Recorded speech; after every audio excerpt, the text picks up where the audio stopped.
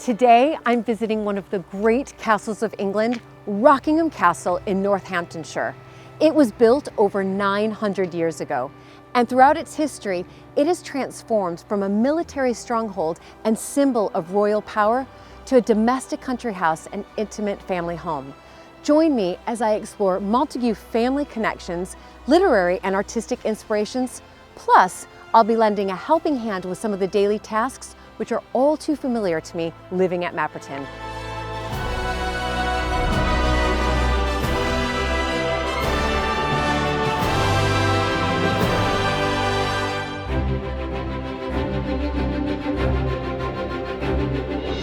When I married into the British aristocracy, it was the start of a wonderfully exciting journey. But it was also a little daunting. I became a viscountess, and for an American girl from a small town outside Chicago, that was quite a shock. I live with my husband Luke, heir to the Earl of Sandwich, and our family at Mapperton House in Dorset. Living in a place like this is a joy, but also a challenge. And every day we're aware that we're preserving a very special part of Britain's heritage.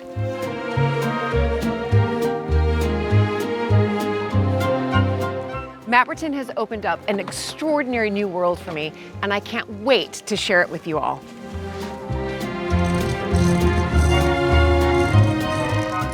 So if you love castles and manors and stately homes as much as I do, please join this American viscountess as I journey into the British countryside in search of some of Britain's finest historic houses.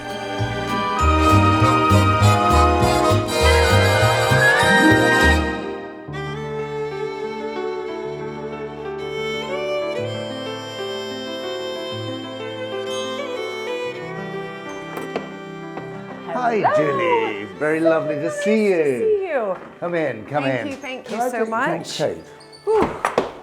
It's cold Thank out you. today. No, it's definitely that January post-Christmas day. Ooh, but I'm feeling the warmth in here, that's for sure. Well, come into the fire. So, Julie, here we are in the Great Hall. This is part of the original Norman castle. It was the hall that was built by when William the Conqueror. William the Conqueror. Yes, ordered it in 1067. We know that. We also know that it was in the Domesday Book at 26 shillings value in 1086. Unbelievable. So really, I'm standing on 1,000 years of history. Absolutely. And you know, the Great Hall is, for me, is just a fascinating concept because it's really where everything happened. Is that right? Everything. Well, you've got to have a little bit of imagination because what you're in today is a Tudor construct of which is 400 years, 500 years later. Right, right. The original Norman Hall would have been a big barn going straight up to the ceiling, a couple of open fires, reeds and rubbish on the floor.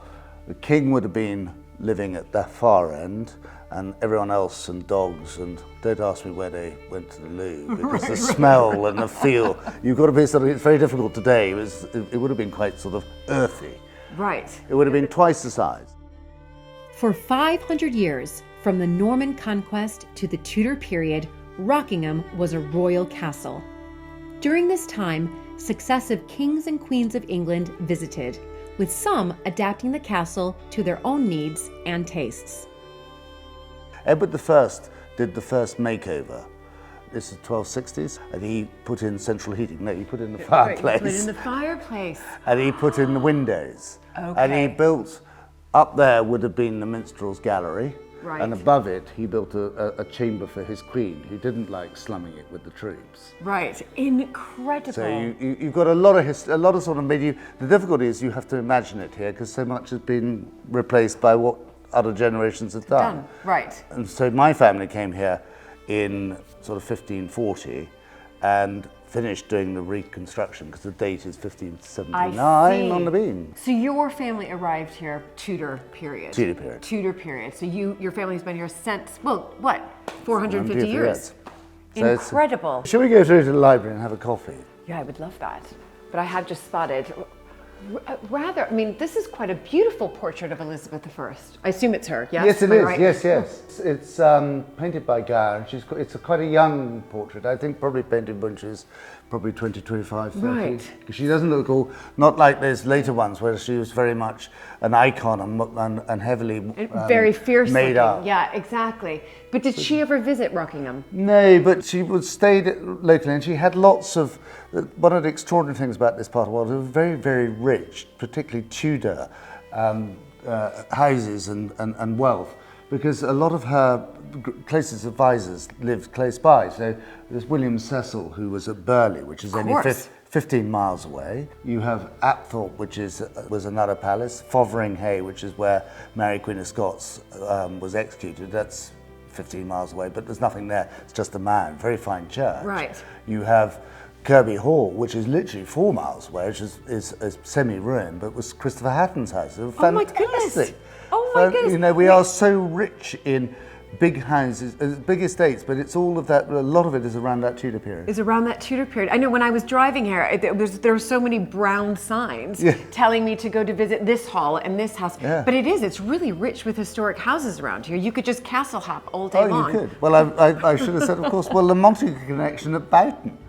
Yes, no, of course. I did see the sign to Boughton on my way here. Exactly. Let's get have a coffee. Great.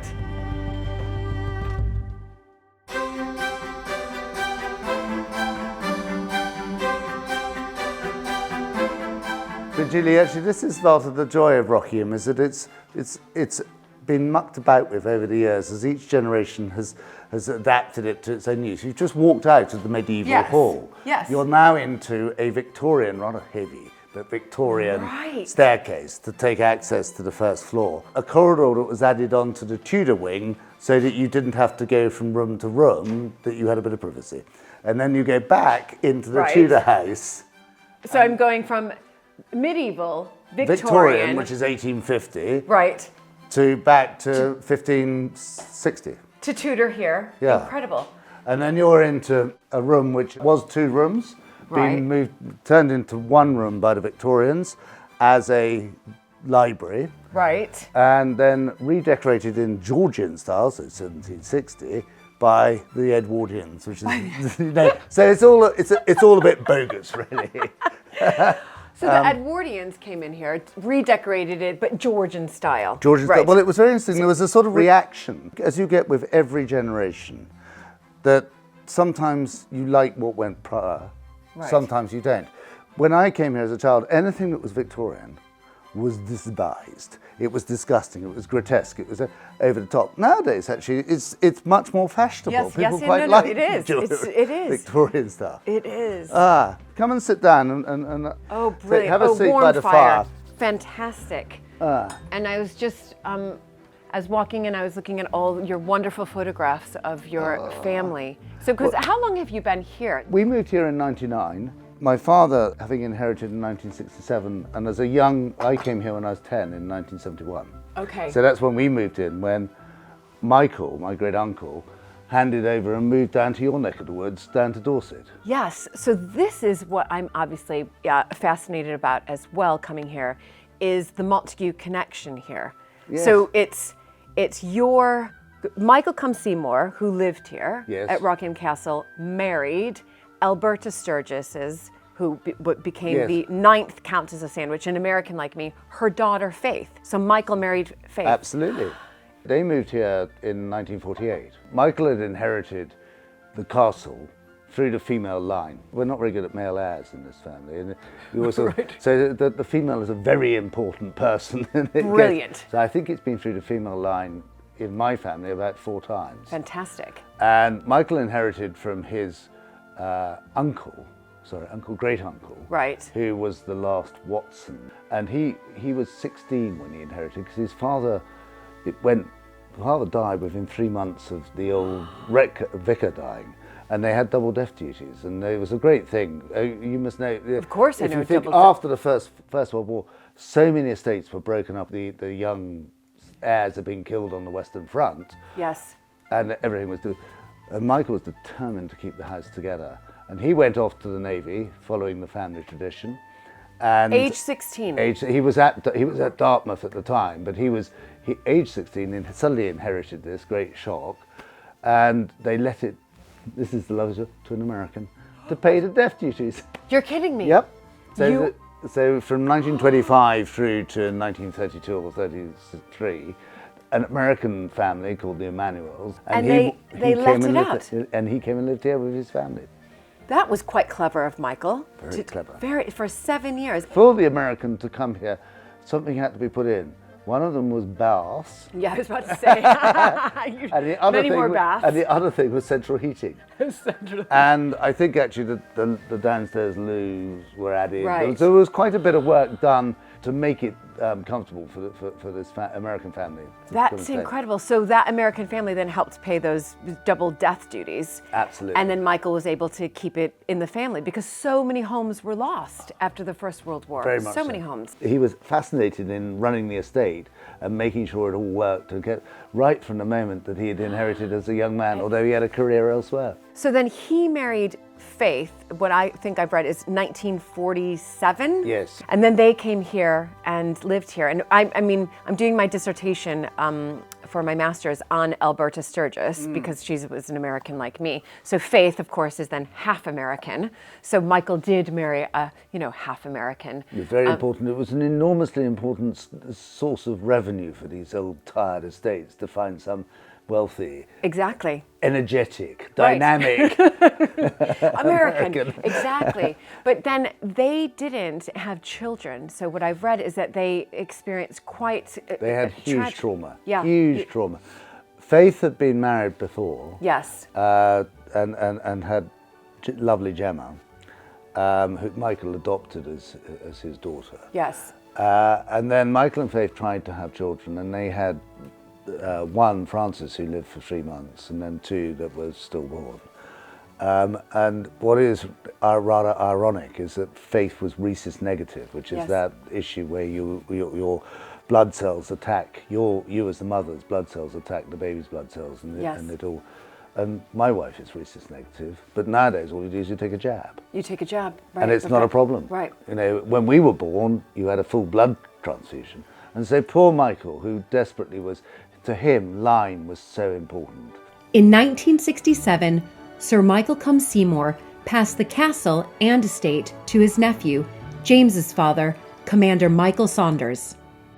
My father was brought up here. This is where the family lived, and most of my uncles and aunts were born here. Right. And it was still pretty basic as a house. I remember Dad saying, you used to jump over the buckets where the holes in the roof were. And Michael and Faith came here in 1948 and took over the house, and they did the most extraordinary work to try and make it more comfortable. And they closed the old kitchen, or stopped using the old kitchen, created a bit of a flat at one end, which is where they lived. What did they do to this room? This room, they decorated it in a wonderful apple green, looked very light apple green, not heavy, beautiful. Yeah. Rather sort of, the curtains, all I remember, there were some brown velour, velvet curtains, so very typical of that period. But it was rather mean. There was no furniture at that end of the room. They all sat round this fireplace, and it got to a stage where all of the paint, particularly on the plaster, started to look really chipped. And then we had a crisis with dry rot, which is all these old houses, you always get something that tweaks you. Right. And so 10 years ago, we completely took it. It was a big exercise, because you had to take all the books out, take the bookshelves off the walls, and we rehung in here and changed it from green to this drag blue. And this carpet is a modern copy of the carpet which was here, which is the one over there. Okay. So we created this synergy of actually making it one big room rather than it being a sort of anti-room. Yes. Yeah, and it's a real living space. It's very cozy. It's lovely. And you must spend lots of time here. This has always been my favourite room. Partly I love being surrounded by books. Actually brings back one of the points that's so exciting about these houses, is that because they're owned in private hands, and they are lived in, and they're family homes, that is a real attraction to the visitor. And they love the idea that this is not just a museum. And it's, and the amount of times that I've had to go around when the children are younger and sort of kick a bit of plastic under a sofa so that it's not on display. Exactly. But we've been open, this place has been open for Michael and Faith used to open it rather sort of on a Thursday afternoon because it was a half-day closing, and they would come in the Great Hall and Faith would grump at them and sort of take the money, and it was also, and then when we came here, my parents were much more commercial. So you've got I love it. This is a little bit of sort of history of the house is open. So this is Look at all these guidebooks. This is the 1950s guidebook, Right? which was written by my grandmother, and I'm not sure how much of it is true and how much is more sort of. And it's some of those good you know, you stories. look at it; it's about 10 pages. Not a picture in sight. No, not a picture at all. So that's your mother did this. my grandmother. Oh, your grandmother. So this is Michael's sister. Yeah. Right. Wonderful. And then you have this was the sort of 1970s guidebook. So there's the library, as it was. Ah, as it was with the green. Yes. And no furniture. And no furniture. Fantastic. Okay, so that was your father. That was the first one Dad Yep. did. Can you date that? Yeah, I can. That is 1980s. Look at this. Sort of It's like cartoon brilliant. sketchbook. Really. It is. Oh my goodness. Look at this. And then what about that one? This is one, well, we've actually just redone it, but this was the one that was done when we first came here. So there's some bloke with hair in the front. And red trousers. Oh, God. And look at your young family there. Yeah. But I've just turned to the Watsons of Rockingham page. Yeah. And of course, I've spotted here Lady Faith Montague, who married, obviously, Michael Cum Seymour, daughter of the 9th Earl of Sandwich. So we've made it into your guidebook. You've certainly made it into your guidebook. So pleased. So pleased. Well, there we are. I would also point out that it's not the only time that the word Montague appears. If you go right to the top of the left-hand page, Edward Watson. Edward Watson married Dorothy, daughter of Sir Edward Montague of Boughton. Who I think is the father of the Montague family. Yes, he certainly is. We have one of his portraits hanging at Mapperton, and it's my mother-in-law always tries to hide his hands because she says that they look like fish, so she hides them with a plant. But that's him. He's really the founding father of our family. We have another one as well. I think he handed them out a bit like sort of confetti. But we've also got a picture of Dorothy, which I'd love to show you. Oh, so I'd love to see that. Yeah, we're going to have a wander down. Absolutely. Follow me. Lovely that we're in your guidebook. Are we in the new one too? Yes, you are, definitely. Okay, good. Before showing me the painting of Dorothy Montague, James stops off in the panel room, a room at the heart of the evolution of Rockingham. You're back in to the old Norman Hall. Right. And this is the other half of the Great Hall with the Great West Window. It's where the King's platform would have been. Actually, the window is Tudor, so we have to be a little bit careful. I don't think that would have been there originally. Right. This is decorated in about 1670. So when I talk about Rockingham having a little bit of colour from each century, this is the Carolean Charles II room. Yes. And it was the Lewis Watson, who is his father, had a disastrous civil war and he lost both his castle and his silver. His wife was a parliamentarian. This room is a room of reconciliation. You've got all the family coats of arms. Yes. It's dedicated to the mother. And this panelling, interesting enough, is pine because oak was in short supply due to the fire of London. And the Victorians stained it to look like oak. To look like oak. How fascinating. I mean, it's just incredible what they did. So what do you use this room for today? Well, it was the Victorian dining room. And then Michael Cum Seymour used this to hang his 20th century pictures. It was a sort of winter sitting room. My father remembers coming in here to play parlour games. But this is when we have the house full, this is the bit at the party room. Right.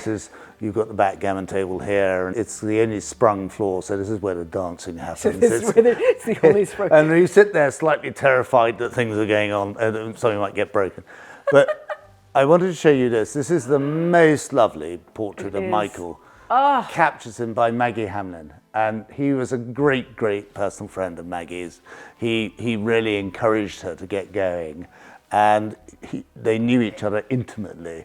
And you can just see that she's really captured his spirit and his character. And can I tell you that I recognize this because we have the study of this hanging at Mapperton. We must have received that study from Michael. But it is, I mean, now for me, I've only seen the study, obviously, walking by it, and now to see the actual portrait painting is incredible. I mean, she is just outstanding. I mean, wonderful. Now we need to go and see our joint relative.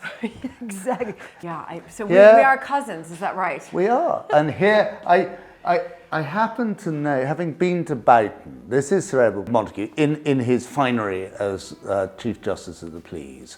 And there is a picture of him at Boughton, and he doesn't look like that. He looks fearsome. No, we at Mapperton. Have you got the we fearsome? have the same exact. We share that same portrait. Really Fearsome, scary. and with the ruffled collar and the hands. These are not too bad. No, they're not too bad. They don't look like fish. So there he is. Well, he's much younger in this one, and he seems a little bit happier here. Yes. But look at him being very grand and putting his Montague crest up there. I know. And you know. But I think that's the equivalent of the signed photographs, isn't it? But it was sort of handed out to all of the acolytes. Yeah, no, of course. I mean, it does say on off the executors to king. Yeah. Yeah, there we are, 1556. So he was the executor of Henry VIII. Of Henry VIII. Yeah, which is why I'm sure it's why we have Rockingham, because he would have, this is a royal castle. It was his. He would have facilitated the lease. He would have facilitated the lease. Because this is Dorothy, the daughter. Ooh, she looks quite fierce. So that's his daughter. Yes. Right. So that means that she would be the aunt of Edward Montague, the first Earl of Sandwich. Absolutely. There we go. We really are related, You are. James. You know, there's the connection. She's quite a sort of terrifying lady. But I rather like this portrait. I think the detail, I think it probably is very accurate, and that's what she looked like. Yeah. You know, there's none of that sort of Lily making you look terribly beautiful and rather sort of standardized face.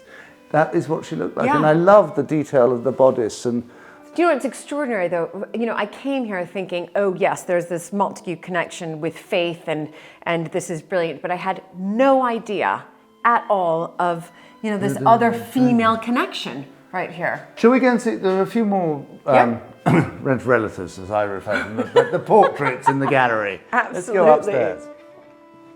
Now you've gone out of the medieval hall, back into the Victorian additions, rather lighter staircase, which gave access to the gallery. To the gallery. And the gallery was originally an exercise room.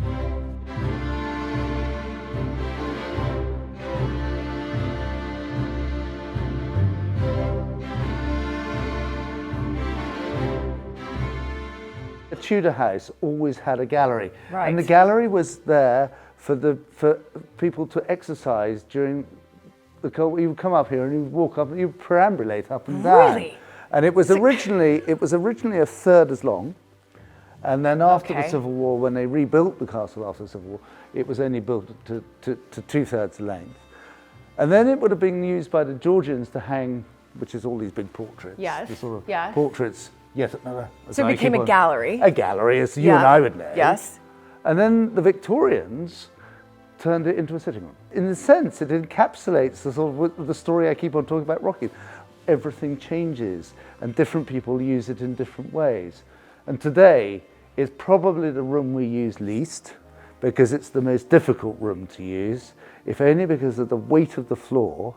That if you ever do anything with any volume of people in here, you have to put joists underneath to hold it up, because it floats. Then if we look back out the window, we've looked at how the house is used and how it's a domestic, I'm not going to say home, because that's probably rather grand, but actually you look back and then you've got the old medieval castle. Yes. And we need to go and have a look at that. We Yeah. need to go and see that actually there was the defensive side, and we've still got some of that wasn't knocked down after the Civil War. Right. Well, I can already see, even just from peering up here, that you can just see the lay of the land up here. You can see why they chose Yeah, it. absolutely. Your commanding position in this with two natural valleys. It's quite obvious why they chose it. Unbelievable. Shall we wander back? A little bit more exercise, possibly. Yeah. You stand here. What is it? It really is. It's carpet bowls, actually. Exactly. There we go. Perfect.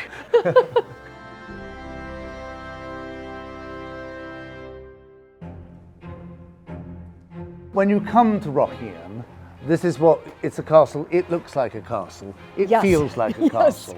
You can see the curtain wall, what's left of the curtain wall running up to your right with the Norman tower, and then the motte, which would have been behind that wall at the top, which is now the rose garden. That would have been where the keep was. It was dominant. We're sort of sitting down here looking up. Yes. You turn round and you have this, what is our sort of iconic towers. But what's really interesting about them is that they're not unique. They may be familiar to you because they are identical in size to the entrance gateway, Edward I entrance gateway to the Tower of London. The only thing about the Tower of London is it looks different, is that it's got another story. So being 3 stories, it looks slightly narrower and less dumpy and Right. squat. Of course. I thought it looked familiar, to be honest. Yes. So Tower of London just has one more story. Has another story in a bit, and then the crenellations. Right. And So then it's got the portcullis. But Right. it has the portcullis. And the reason we know that is that there was one plan when we were looking at trying to develop the visitor experience here, that people come here thinking this is a castle. And it looks like a castle with this wall, and you can see it dominates the landscape. Yes, of course. But you walk through, and it's like a stage set. Well, where is the medieval bit? Well, it's sort of gone and moved on. We thought at one stage it'd be quite fun to put the portcullis back, and we needed to have a template. So we sent the maintenance team down to the Tower of London because they've got a portcullis there just to see the mechanism. And then they did the dimensions, and they're absolutely identical. So obviously Edward I had one stonemason and one designer, and he used the same footprint everywhere. Same But blueprint. with the That's same blueprint. incredible. But you can see here's the groove of the portcullis. Oh, yes. Sadly, you haven't got it hanging down, and you can see where the winding gear. Oh, of course you can. Yes. Incredible. But we sadly decided not to do it. Actually, I thought it was becoming a little bit too much of a film set and rather ridiculous. But actually, the main reason we didn't do it is that you can't fit the winding gear. We've had it sitting proud of the crenellation. Okay. So that idea failed. But it is a medieval gatehouse. Of course it is. And It's it sort of gives you a wonderful. wonderful impression as you walk in. Oh, it's fantastic. Then you're in, and you sort of. And you imagine coming in on your horse or your carriage. It sort of sits up there. And with the flag right there. Yeah. Oh, it's very good. The flag's flying rather well today. At least you've got a bit of a breeze. I know, the flag's looking fantastic. So you get a sense of arrival. Why did they choose this site? Yes. What was so special about this site? Why here? And you can see it so clearly when you get to the edge. You can't see anything over the wall. No, you can't. You're It's climbing very up protected. towards the wall, and then you get this extraordinary view. Look. The Welland River running through the middle here, and you see the site, and you can see how it controls. You can literally see mile after mile. Absolutely, this was the perfect spot. So in front of you, you see the whole evolution of time of the castle. You have the love cross it. gable of the old Norman Hall. And you know I was saying it was twice the length. When you were inside, I said it's the whole length, and you can see it. It was an enormous tied barn. Yes, absolutely. The medieval castle, essentially that big Right. building, the curtain wall, which would have gone all the way around, and you would have been protected. Yes. In 1544, James's ancestor, Edward Watson, was granted the lease to Rockingham from the Crown and set about transforming the medieval castle into a Tudor home. He, first of all, built this wing, originally a third as long, came right out to the end. Yep. I don't think he ever finished it. Built the wing going that way, put the bedrooms in, so you've got the bedrooms on the first floor. Yes. With the gabled end. Yes. And these 3 wings connecting to the curtain wall. And then you've got equivalent wings going up the other side. It's absolutely fascinating hearing James decode the phases of building here at Rockingham. The English civil wars during the 17th century divided families, and like the dissolution of the monasteries in the century before, destroyed so much of England's architectural heritage. Lewis Watson, who was the grandson of Edward Watson, who got the lease on the castle, he entertained James I. He bought the freehold of the property in 1620 and was a successful royalist. His second wife was a Manners, who were parliamentarians and lived at Belvoir Castle. So he hedged his bets. He sent his silver to Belvoir to be safe with his brother-in-law, while at the same time flying the royal standard here, thinking he was safe in his castle. And he got it wrong, because the parliamentarians captured the castle, and he got locked up by the king for losing his castle in Belvoir Castle, which the king had taken. Oh my goodness! And all his silver. But he was then pardoned. Oh, he was. And he came back, and he joined the king at Oxford and was made Lord Rockingham. And then after the Civil War, he came back here, and he spent a lot of time trying to get all his bits and pieces together. But he built this little building here and lived in here while they rebuilt the rest of that. So that's a rather pretty restoration building. 1665, I can see. On the date is on the drain pipe. Yeah. And then you get the Victorian additions. You've got the gallery staircase that's been tapped on there. Which tacked on there. Yes. And then the flag tower, yes, which was put there to balance the fact this wing's not as long as the one on the other side. I see. So it's not this. Now I have one little secret I want to take you to. Okay. Because there's something, we're going back to the medieval, but we have a little surprise inside the castle. Okay. Come with me. All right, exciting.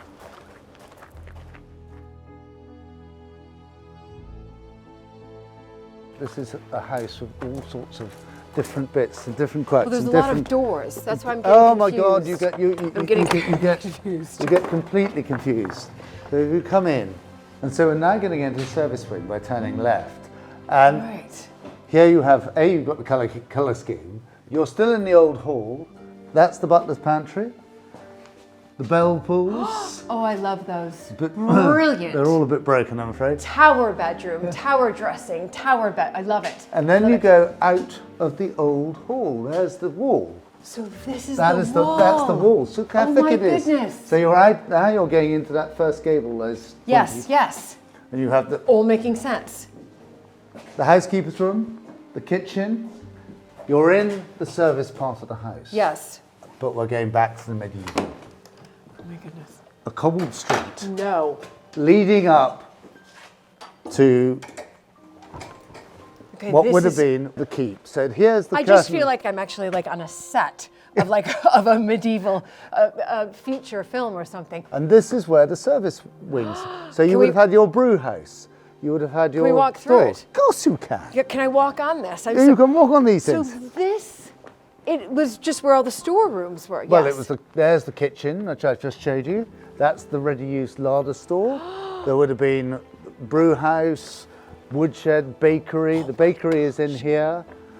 And then that building at the end, the Victorians turned from a house into the laundry. Incredible. And it's if you've got a moment, we'd love to show you. It is the project to do. And so this is the problem child. It's a wonderful building, but it epitomizes the problem of owning a historic house. There are always going to be areas which need work, and this is probably the worst description of needing work. It's watertight, it's dry, okay, well, that's it's safe, brilliant. which is great. It also, you've got to store today's commercial course. stuff. I was These are Santa's postbox. Exactly. The pumpkin. For the Halloween I'm not trip. quite sure Look I'm at not sure- this. Look at these crows here. Who made this? The scarecrow. This is brilliant. And so I thought, oh, it might make a rather smart office, until I got a quote of £750,000. Nearly, I was going to say $1 million. And I thought, no, I don't think. But it'd make a very good yoga studio, wouldn't it? It would be. You'd love right. it. I would love it. This could particularly be. the first floor would be wonderful. The light would be lovely. That's It'd right. be You really- could check in everybody here, have sort of like your locker rooms down here, and then you go upstairs and you do yoga. There you go. are. I'll just have to somehow raise some funds for it. I know. Exactly. One of our big problems. Exactly. after the Norman conquest of 1066, Rockingham was a royal fortress, a symbol of Norman power and a strategic stronghold between North and South England. The layout of the house and the castle was 2 baileys with a motte. So this was 1 bailey, Right. and the other bailey we'll see as we go around the corner. And then this was the motte with the mound, not here because this is the spoil, and there would have been a moat. The moat would have come round, so that is, Yes. this is the moat that would have gone round the keep to act as the defence. So if you think course. of Windsor, Yes. Windsor is exactly the same design as Rockingham. It's the same designer built Windsor that built Rockingham. And so the keep would have been here with a motte originally on top with a wood stockade, and then it was stone. And it was you can imagine, you see the dominance of that keep. And it was there until the Civil War. And then at the end of the Civil War, the parliamentarians said that these places could not be refortified. They knocked them down. Here at Rockingham, you get a real sense of how vast the castle complex would have been. In the 1670s, the Lewis Watson, the son of the fellow who was here during the Civil War, basically came and he created a 17th century terrace garden. So you come up, every level is slightly different, Right. and they're all about 5 steps. And then they've created, there's a sort of pleasure walk that goes up the side of this mound. But if we go up to the top of the mound, Wonderful. by the bandstand, you can look over and see the layout of the old keep, or the fortifications of the keep, Right. which are turned into a Victorian rose garden.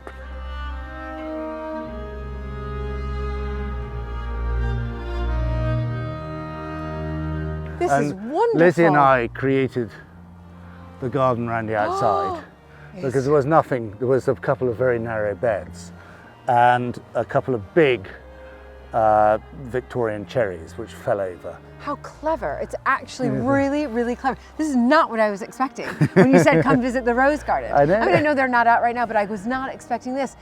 This is sensational. And then the round bit is where all the gun ports were. And then if you go this way, Yes. Julie, you can see the dominance of it over the rest of the castle. No, but it's rather wonderful to feel that actually we've been able to do something in this garden to leave a bit of a legacy with this creation of the new garden here, linking, and given it's only 15 years old, these yews have done amazingly, and that they're now the same height as the yews on of the Victorian It's garden. incredible. It's absolutely incredible.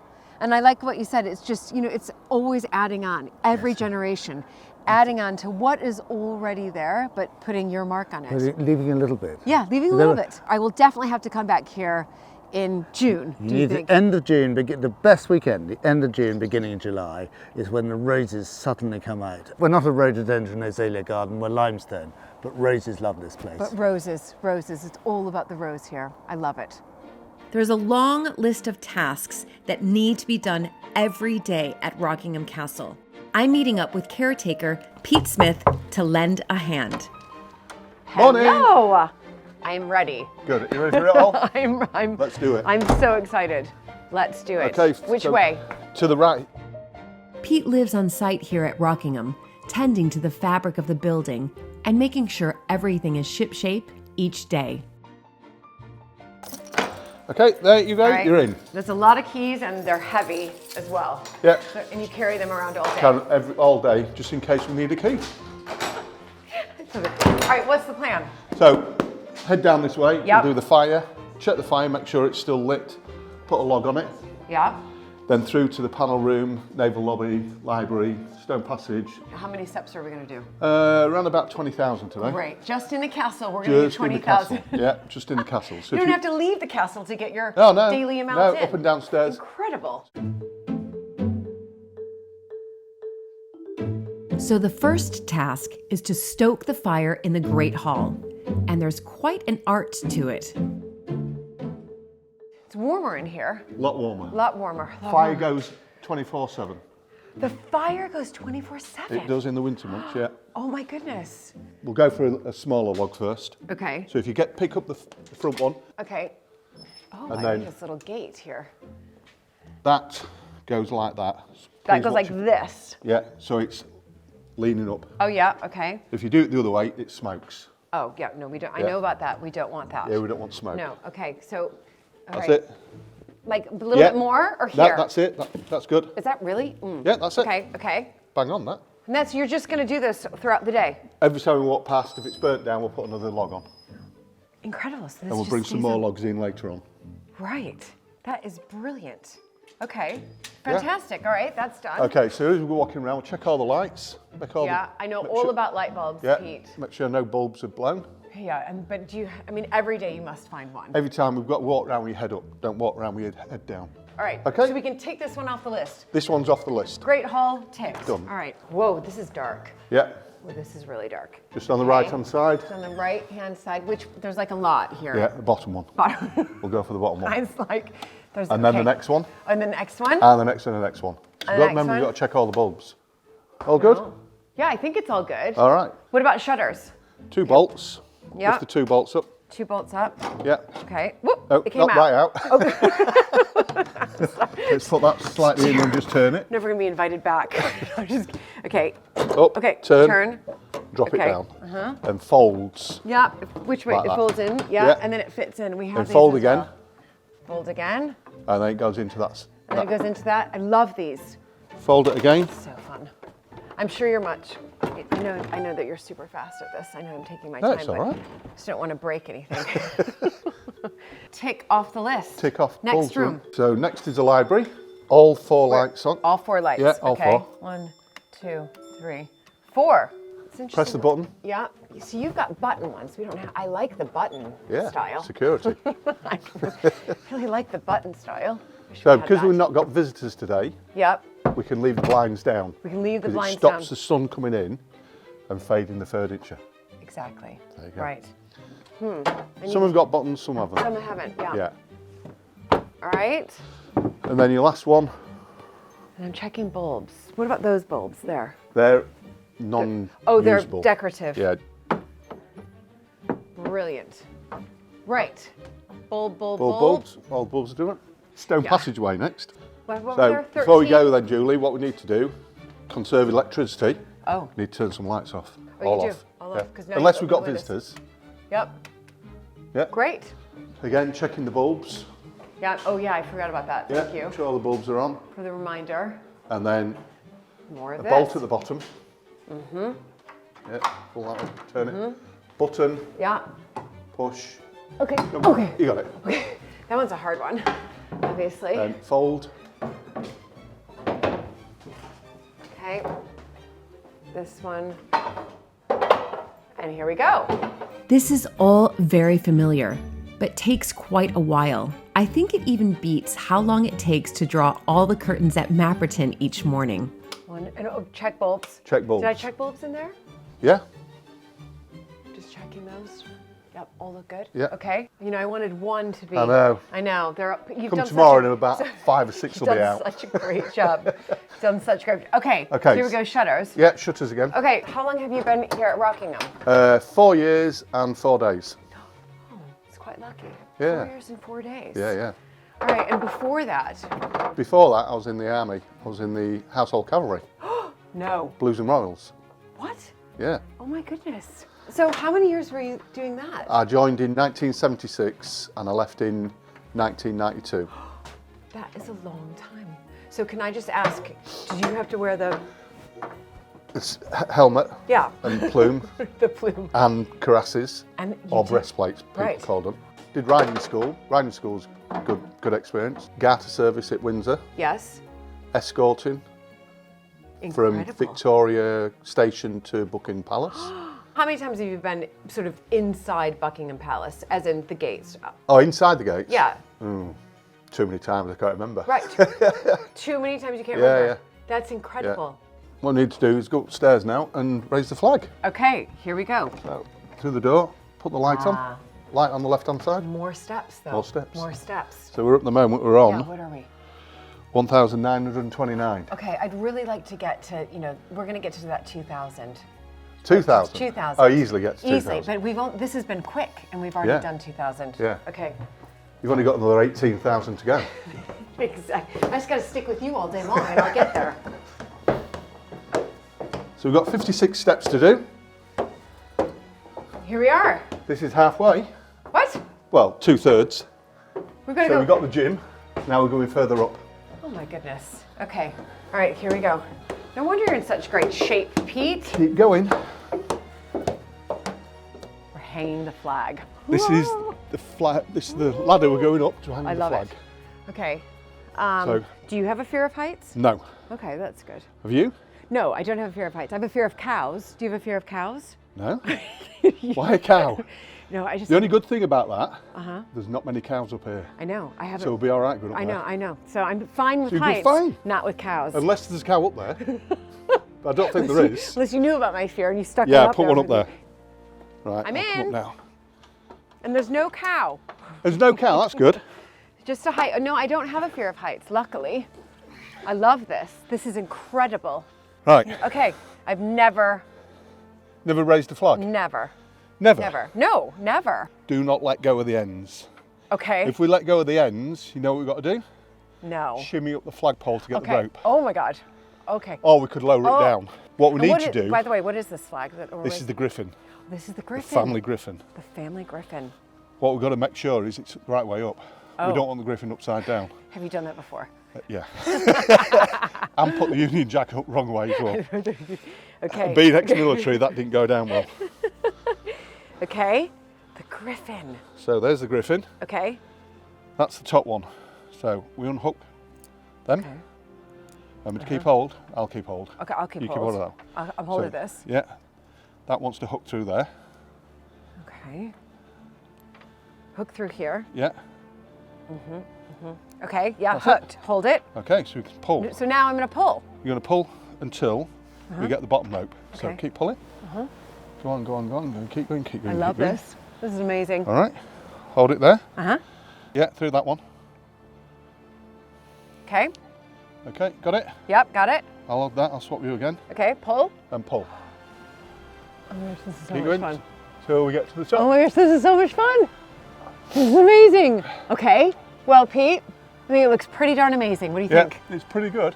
It's blowing as well. How fun. Yeah. I know it's blowing. Yeah, So and we can see fun. the griffin. And guess what? We got it the right way. Thanks That's to you. the best.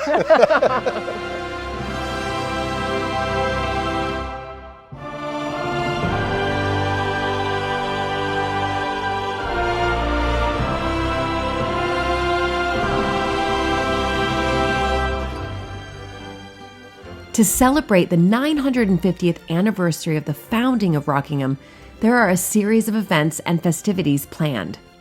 And over the past 2 years, a group of embroiderers have been stitching the castle into the history books.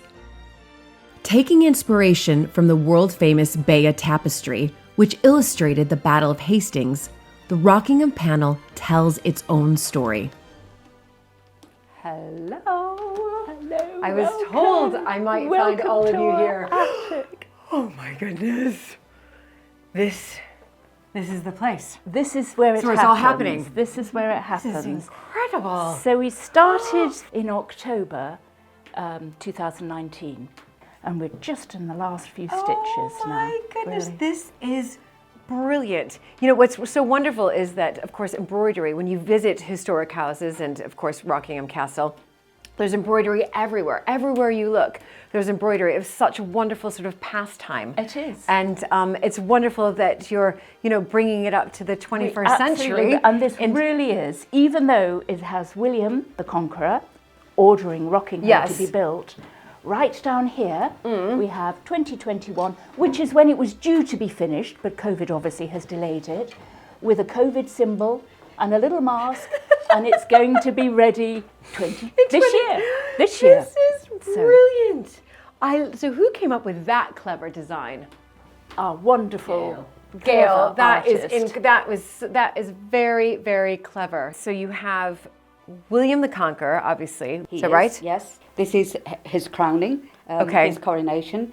He was crowned immediately, so he could, because the coronation is the important part, so he could begin to take control of the rest of the country. And to do that, he ordered castles to be built throughout. And Rockingham Castle is one of those castles. Of course. That's the date along there. It was 1066 is the famous date of the Yes, battle. of course. 1068 to 1071. That is the building of the castle here. But of course, originally it's a motte and bailey castle, because here we're on an escarpment. We were in a forest, surrounded by woods. Yes. Very high up. So the remnants of the motte and bailey castle is now the Rose Garden. It's now the here. Rose Garden. And the last half of it is the modern day Rockingham with these Edward I's Yes. round towers. Round towers there. And we have the Wonderful. we've got the family here. And you've got, oh my goodness, yes. So this is James in Yes. his Lord Lieutenant outfit. 2 daughters, Henry the son and Lizzie, standing, telling us all about the castle. How fantastic. That is brilliant. And who's on the horse over there riding into?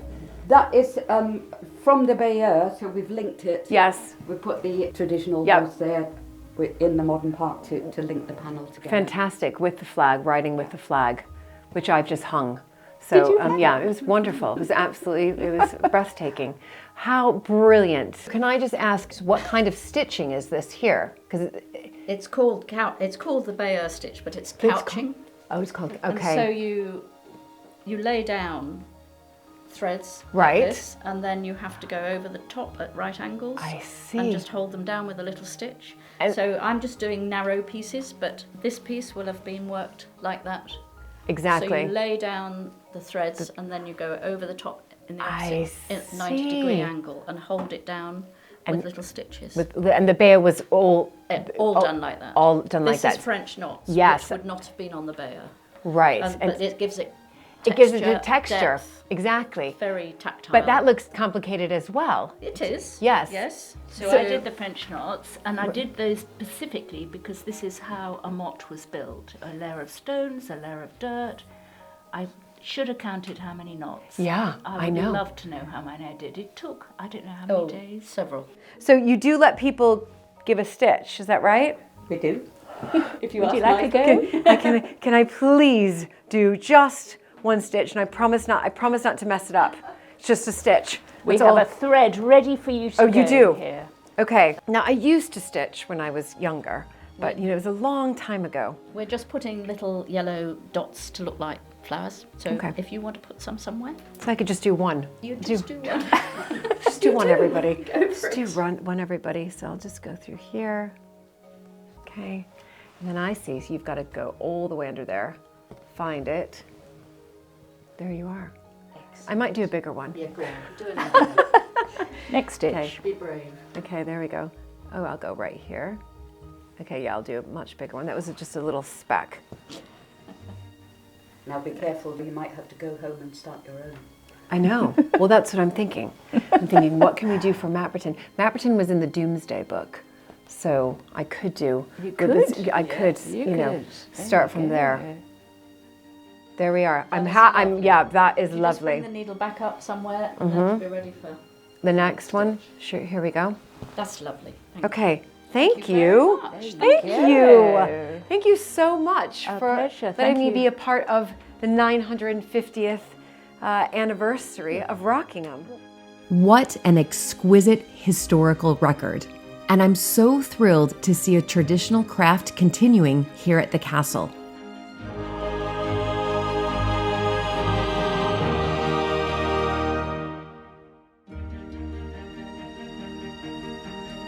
Hello, Hello, I'm Julie.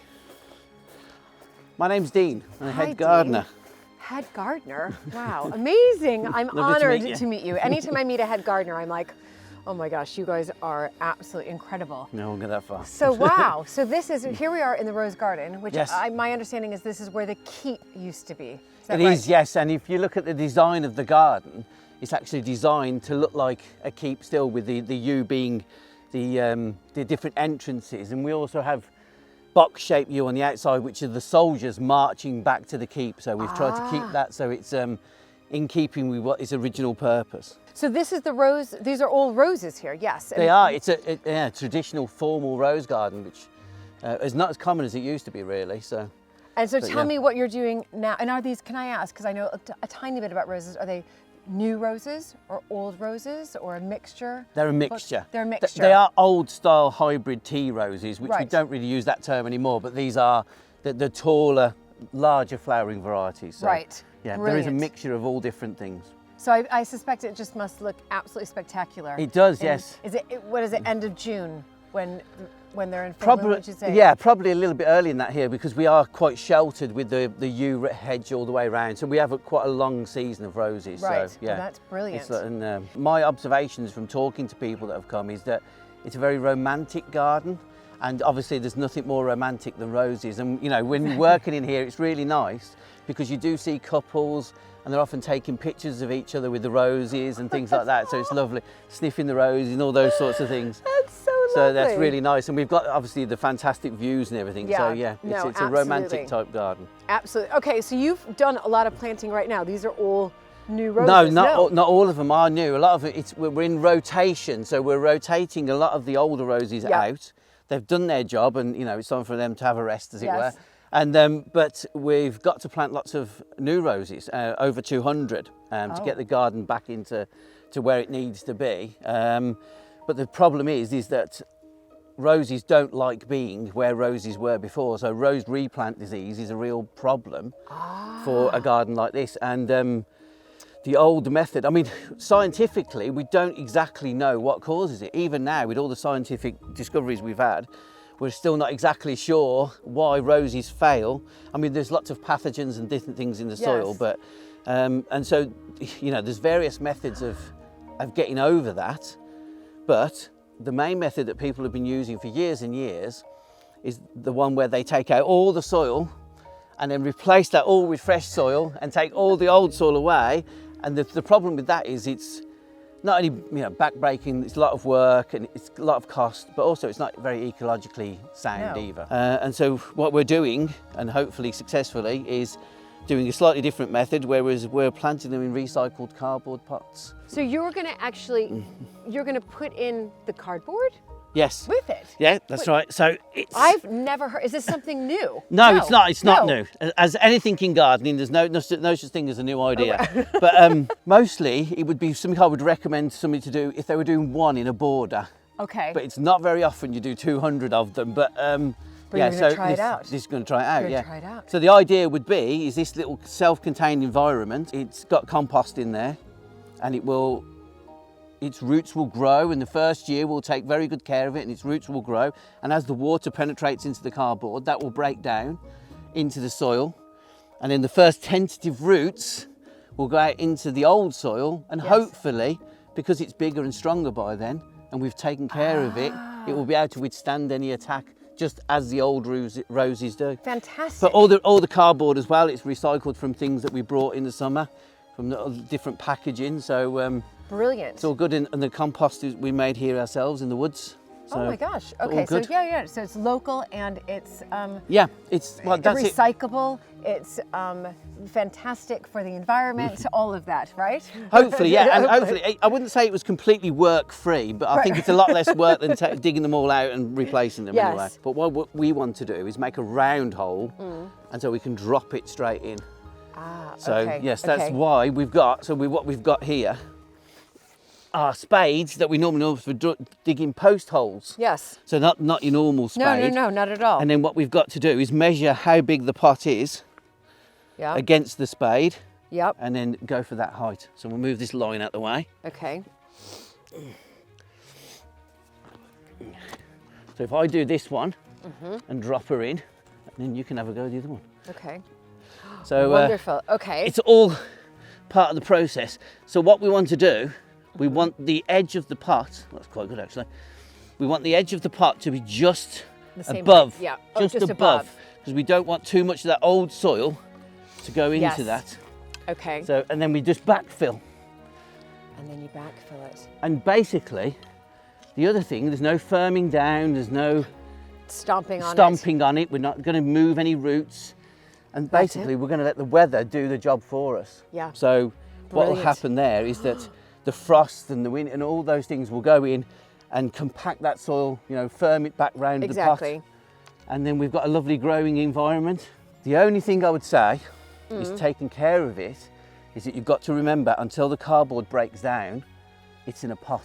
So you've got to water it as if it's in a pot. Ah, yes, okay, so yes. you've got to be So careful you've with got- the watering when it starts off. Right, so you've got to, okay. So where would you like me to make my mark? So if you want to go, they're about 18 inches apart. Okay. So quite close, but because it's a rose bed, you want it nice and full. And if you want to have a go there, Okay. and bearing in mind, you're trying to make a round hole. Yeah. A round hole. A round hole, yes. So you've got to be, yes, more straight down the sides. Okay, There's yeah. lovely Rutland clay there for you. That's right. Exactly. Okay, I'm going to make this round hole. Oh, she'll feel it once we've done 200 of these. Yeah, is this only your first two? No, we've done a whole bed over there actually. So, Have you? but I've got a very good team as well. They'll be here helping Yeah, me. because I can already feel this in my back. So do you Yeah, do that's the right. yoga? I don't think I'd like to do it all on my own. No. No. I'm going to have to do some yoga after this for sure to stretch it out. And I've only done one. Okay. But it's yeah, still better I think than taking the entire 2 tons of soil away. I agree. Yeah, I mean, you'd have to just dig all that out. I think we're getting there now. You know. Okay, what do you think? I think we're there. Yeah. I think Okay. we're there. Yeah. So we'll measure her up. The only other thing as well you've got to be careful of is that the pots don't get horrendously wet, because then you haven't got a pot, more of a mush. Okay. Yeah, there we go. There we go. I think that's okay, because that one's quite deep in its pot. So Yes. if you just backfill round that and Okay, so I'm just going to backfill yeah, just around gently it. backfill round it and push it back in, and we're good to go. Okay. Okay. Here we go. And hopefully you'll come back and take pictures of them when they're all flowering and I wonderful. will. We will absolutely come back, because you know this is, as you said, rose gardens. Just everybody loves a rose garden. They do. they just- Even, I mean, we have so many wonderful plants these days, but you know, there's something about the Roses. mystique and romance of a rose that really, right. people. All right, what do really you think love. here, Dean? I think that's good. Yes, do you think that, I'm are you happy with that. Are you yeah. really happy with that? You Yeah, I am. promise me? Yeah, that's good. Yeah. Okay. Okay. So we shall remember that one. We shall label it. I hope it Julie's survives. Rose. Julie's rose. I really hope it survives. Yes. Brilliant. But listen, how fascinating to be able to do work like this that also is environmentally friendly. Good for Hopefully, the soil. I think we all have to think that way now, you know, and Yes. it's even if you're working in ornamental gardens, you've still got to, you know, lessen the impact environmentally. And of course we are growing things as well, so, you know, that's good for the Yep. environment, No, of everything, course. everything that we grow. But yeah, I mean, and also it's finding new ways to keep the landscape the same. You know, the old rose gardens are important. People love to visit them, and I think, you know, I'm very passionate about like keeping these rose gardens going and making Yes. them, taking them into a new age basically, but also keeping that mystique and romance. So. Of course, and making sure that people, when they come back to Rockingham, they can, you know, Well, that's take right, their you know. photo, embracing each other in front of a rose here. Well, in we the rose do garden. have people that have come here for years, and they've come back and they say, you know, we had our wedding here, or we had our wedding anniversary, and you know, they like to look at the roses and remember those times. Yes, So of yeah, course. it's very good. Brilliant. Well, thank you, Dean. This was incredibly educational. Thank you. And I am looking forward to coming back here and seeing how Julie's rose Yeah. is blooming. How it's blooming, yes. Exactly. We should definitely mark it up. Brilliant. All right, thanks, Dean, Okay. so much. Thank Take you. care. Bye-bye. Out of the winter chill, I head inside to the warmth of the Great Hall to meet Rockingham's archivist, Basil Morgan, who has kindly looked out for some fascinating documents from the time when Lady Faith Montague and Sir Michael Cum Seymour lived here in the mid-20th century. So, Basil, how long have you been the archivist here at Rockingham? Next year it'll be 30 years. 30 Not years. all as archivist. It started out as a guide, but most of the time as archivist. Most of the time. And has it been just fascinating over the past 30 years what you've uncovered? Absolutely, yes. Because being an historian anyway, I used to teach at Uppingham School. Right. So the whole history side interests me a lot, yes. With Michael Cum Seymour, did he keep a lot of his correspondence, his letters, journals, as well as Lady Faith? Very much so, yes, he did. She wrote to him, she was a regular correspondent. Her husband, the fourth baronet, she wrote to him all the way through the war, virtually daily, whether he was up in the Orkney Islands or whether he was at the Battle of Jutland or out in the Black Sea rescuing Tsarist. They were incredibly correspondent, and he somehow managed to get letters back virtually every day to her. That's incredible. Heaven knows how the system works. Yeah, no, exactly, but it worked. And then with Faith, were you able to uncover some of her letters? Because they were married in 1947, is that right? I think it was, yes, just after he came out of the Navy. Yes, exactly. The interesting thing about Faith is her connection with the novelist E.M. Forster. I've read that, yes. Who was a very big novelist before 1914, really, most of his novels, and they were about the Edwardian upper class, casting a fairly cynical eye over them. And we've got a lot of letters, about 70 altogether, that Forster wrote to Lady Faith. It started off when she had written a short story, and Forster was a great pal of her father's. So he said, well, send it to Forster, I know Forster. And we've got a letter where he writes back saying what it's like as a short story, being quite gentle with her. Yes. And writing back and saying, well, it's a short story, so you've got to be pretty concise. You haven't got much space, you know. Right, and from that, a friendship base became, and he came and stayed here very often. Did he? Yes, he often came here to stay for Christmas. In the end, he was inviting himself. Can I please come for 3 or 4 days? Yes. So they really forged a friendship. They really Faith did form a friendship, yes. Can I touch these? Yes, by all means. In fact, I think, yes, that's the one you're looking at is the first one. I can see you've numbered them. Yeah, the very first one, commenting on her short story. It's just wonderful just to see his Absolutely. handwriting His writing is fairly readable. Yeah, it is fairly readable. And then his signature here. Yes, I should like to come to Rockingham and to see you and Sir Michael. It is very kind of you to suggest it. Sure. How brilliant. And this went on until, I think he died in 1970. It was very, very lengthy. Certainly, best part of 15 years. How brilliant. He says here, could I come on the 25th for a couple of nights? So yes, he really did invite himself by the end. I generally spend Christmas, it sounds like by itself, in Buckingham, but he's asking if he could come. And he always left something behind. He always has to write a letter, or she has to write a letter saying, we found your pen you left behind. Or we found your, he always seems to have left something behind. Whether this was hoping he could pick it up the next time, or the next, I don't know. Oh, this is so brilliant. And then what do we have here? Well, that's something I've just found, or I've just noticed, an impression of Forster by Lady Faith herself. I'm just reading a little bit because the thing that comes out is Hinchingbrook was the family seat. So that's where the first Earl of Sandwich lived up until my husband's grandfather. So that would be Faith's brother.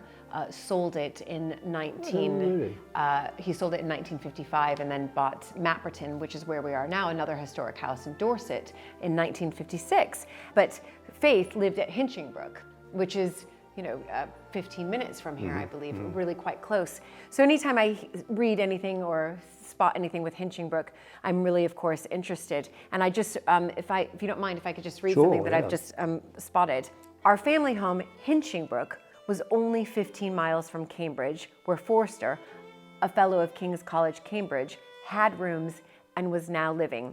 He and my father were old friends, but had not met for some years. We drove through the great Gothic main archway and pulled up at the front door.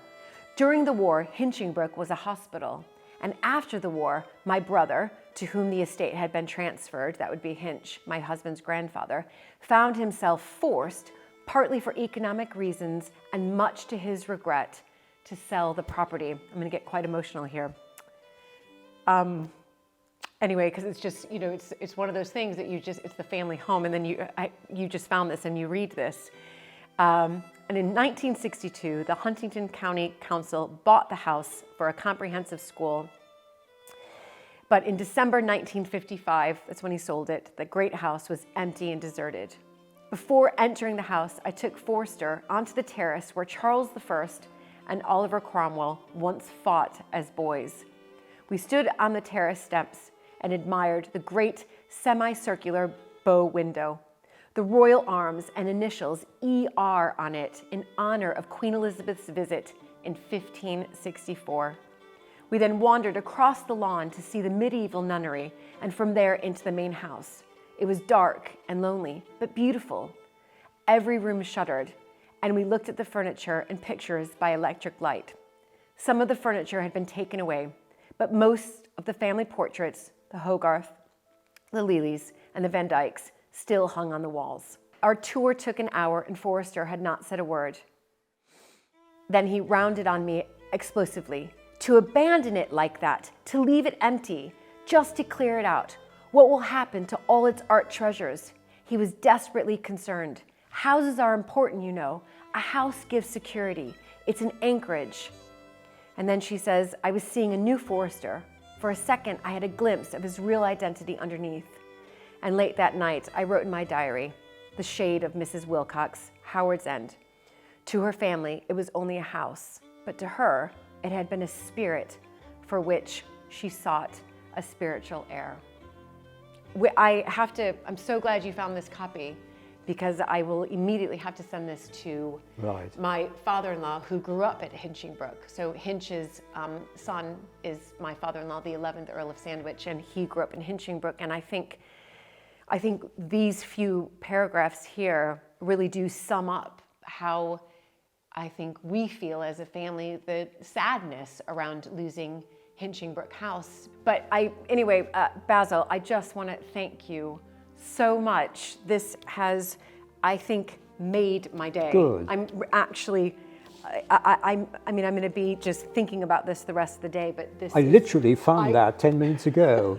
It's catalogued, but I was looking through the Forster files for the letters. Right. And suddenly found that, and I thought, is that by Lady Faith? And it's signed by Lady Faith. Yeah. Incredible. So thank you. Not at all.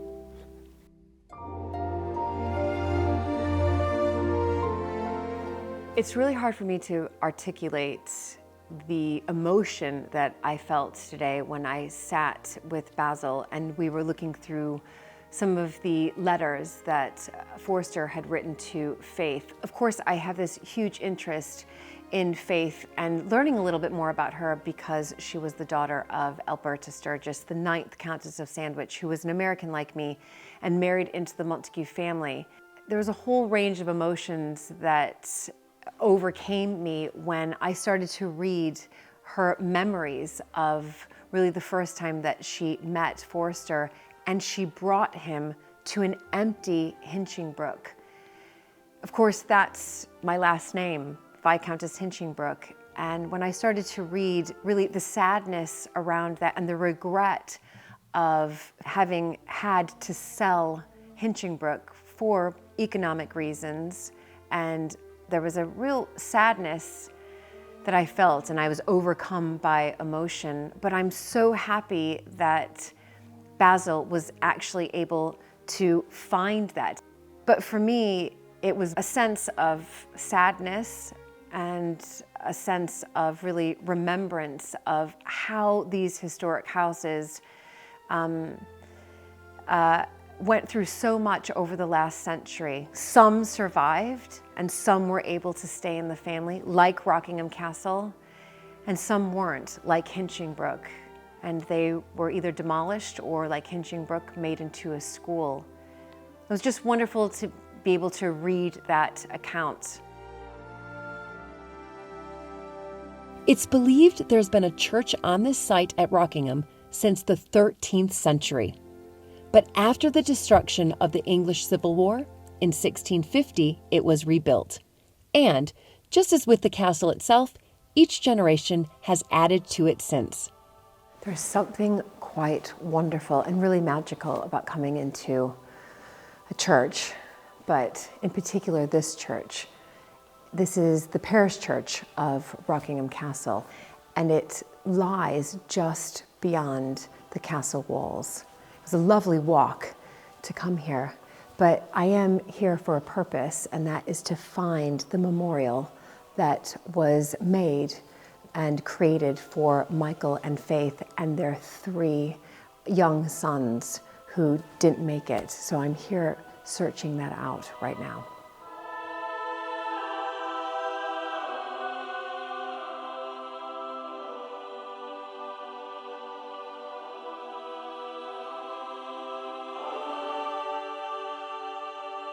All around the side chapel are the most beautiful sculptures, but some were pieced together following the Civil War, when it's thought Sir Lewis Watson brought together fragments of the memorial to his grandmother, Dorothy Montague, with that of his father, Sir Edward Watson.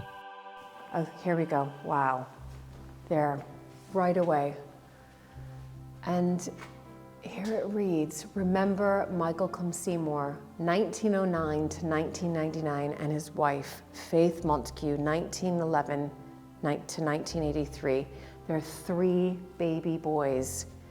The care they took of Rockingham and the happiness they found there and at Witherston.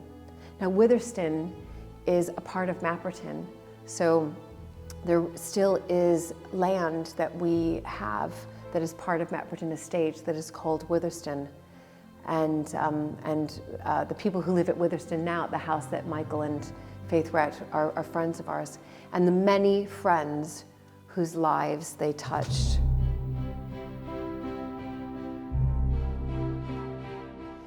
And what I really love here is that Faith is memorialized here alongside her husband, Michael, but also she's memorialized here next to actually one of her relations. So it's extraordinary to see that Lewis created this monument for his grandmother, Dorothy Montague, and his father, Edward Watson, side by side together, using the remains of other family monuments that had been destroyed by the parliamentarians. But it's just lovely for me to see that there are 2 Montagues here memorialized in the Watson sort of family vault, if you like.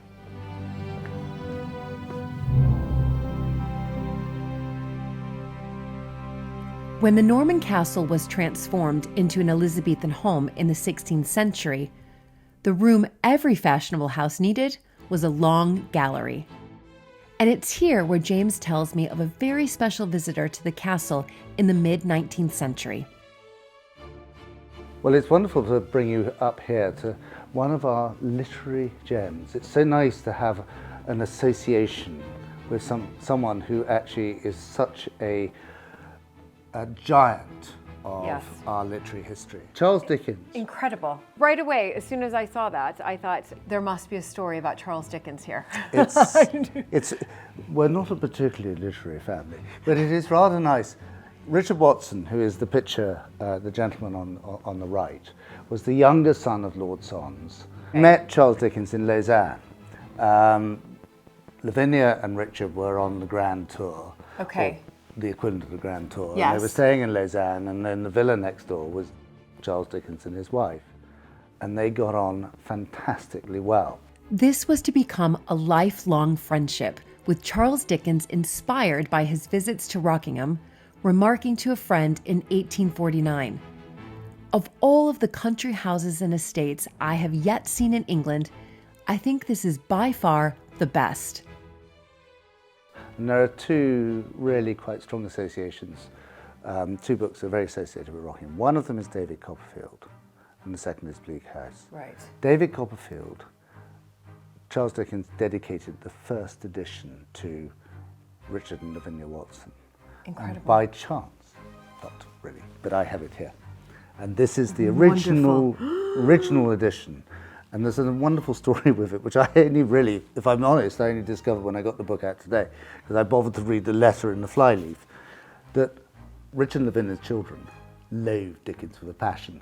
They were far from liberals, they were high Tories, right. hunting Victorian landowner gentlemen who did not like anything that sniffed of any liberalism.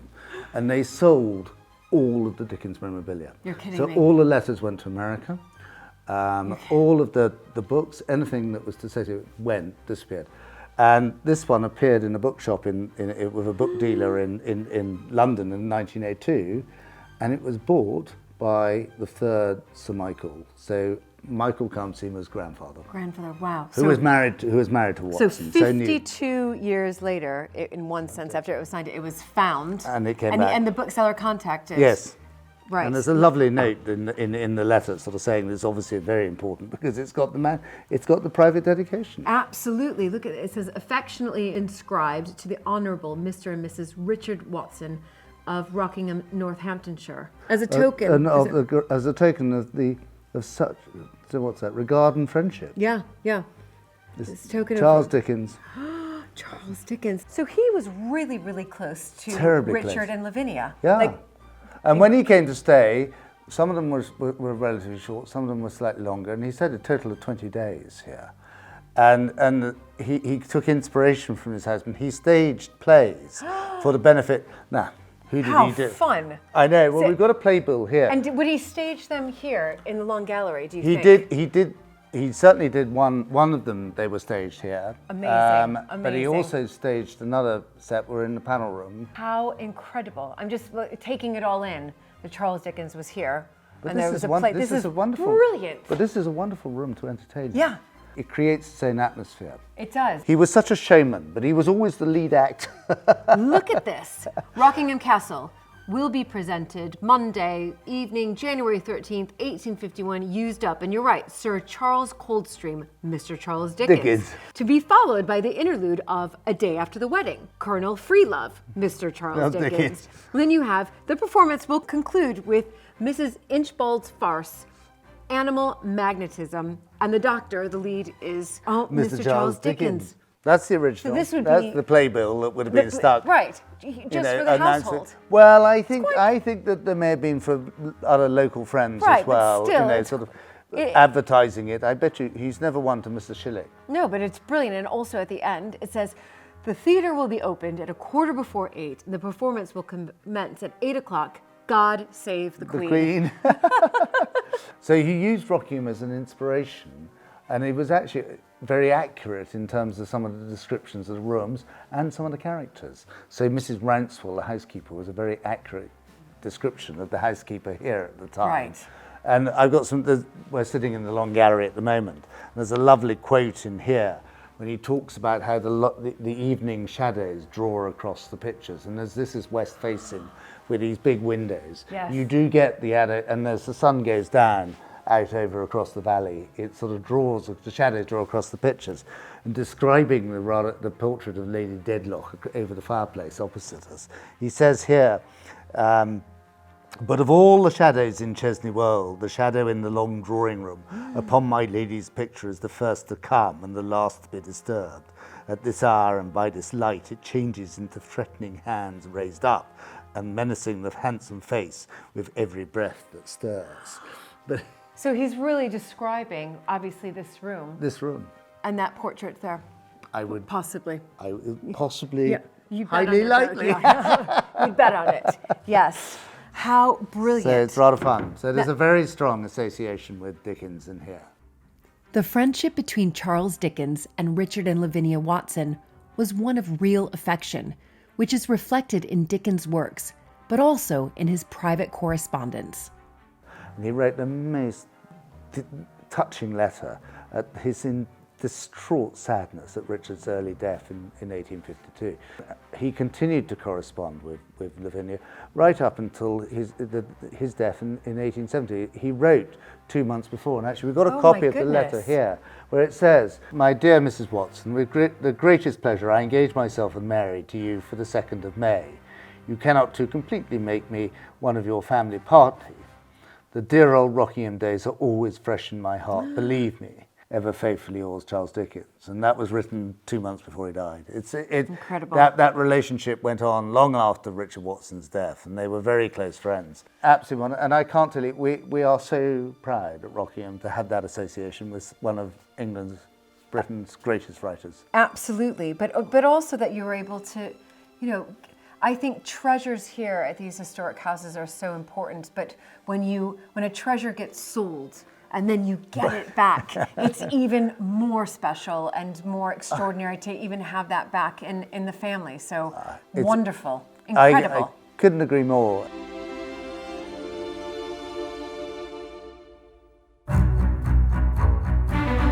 Each generation at Rockingham has left their mark on the building itself, but also out in the surrounding landscape. To mark the 950th anniversary of Rockingham and the year of Queen Elizabeth II's Platinum Jubilee, James is planting trees across the estate. and finding inspiration from those who have gone before him. So Julie, this is a plan of the park and landholdings at Rockingham in 1815. And the reason I got it out is that it's really exciting. We've been looking at trying to do some really significant planting, and one of the ambitions is to plant 950 trees. Now, you know, and I know, that you can easily plant 950 whips in a belt and they'll disappear. Well, actually we want to do something slightly significant. And so one of the things that I've been doing, it's been really fun, is finding some of the old maps, some of the old photographs, finding where avenues that we used to have, which have gone or disappeared, or lines of trees that have disappeared. So what I think is interesting about this map is that actually to shape the site of the park with the castle here, there's quite a lot of change. Yes. But there's this wonderful double avenue that runs in from South Lodge. And if you look at the photograph here, that is the double avenue my goodness, it's in beautiful. 1910. And they were all elms. Look at that double avenue. I don't And think I've this ever pho- seen yeah, that and this, before. and this photograph, you've got the remnants of it, but they all died in 1976 of Dutch elm disease. Of the Dutch elm disease, I see. And Dad put back, it's not really work, but a mix of plain and beach. Right. Norwegian beach doesn't look good, and it's not a double avenue, it's sort of half a stand, half. And my ambition is not to go all the way down, but actually just to do it at the top. And so we're going to do that. So that's where all 950 trees... No, that's about 36. All right, okay. Well, maybe a bit more, because you have to place them every... We also took an avenue out here of dead sycamore. We're going to put those back.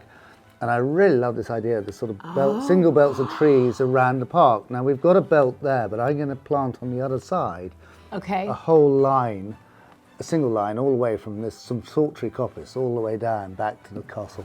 Oh, so this will be double Double line as line. well. Fantastic. Now, we need to go and plant a tree to mark the Platinum Jubilee. So would you like to come and help me plant a tree in the wild garden? I would absolutely love to do that. I can't think of anything better. Come on, How fun. let's go and do that. The formal gardens here at Rockingham were redesigned after the Civil Wars in the 17th century. They are made up of a series of terraces around the castle. We were talking about Dickens earlier. Yes. This terrace was part of his inspiration. This is where he conceived the ghost of Lady Dedlock. And this elephant hedge, we always say, we call it the ghost walk, or we call it the elephant hedge, because it was, I think, more regular in the 19th century, and it got somewhat misshapen, but actually it looks like, if you look at it closely, it looks like elephants. It It's does. wonderful. Well, we don't know how old, 400-year-old It yew hedge. absolutely does.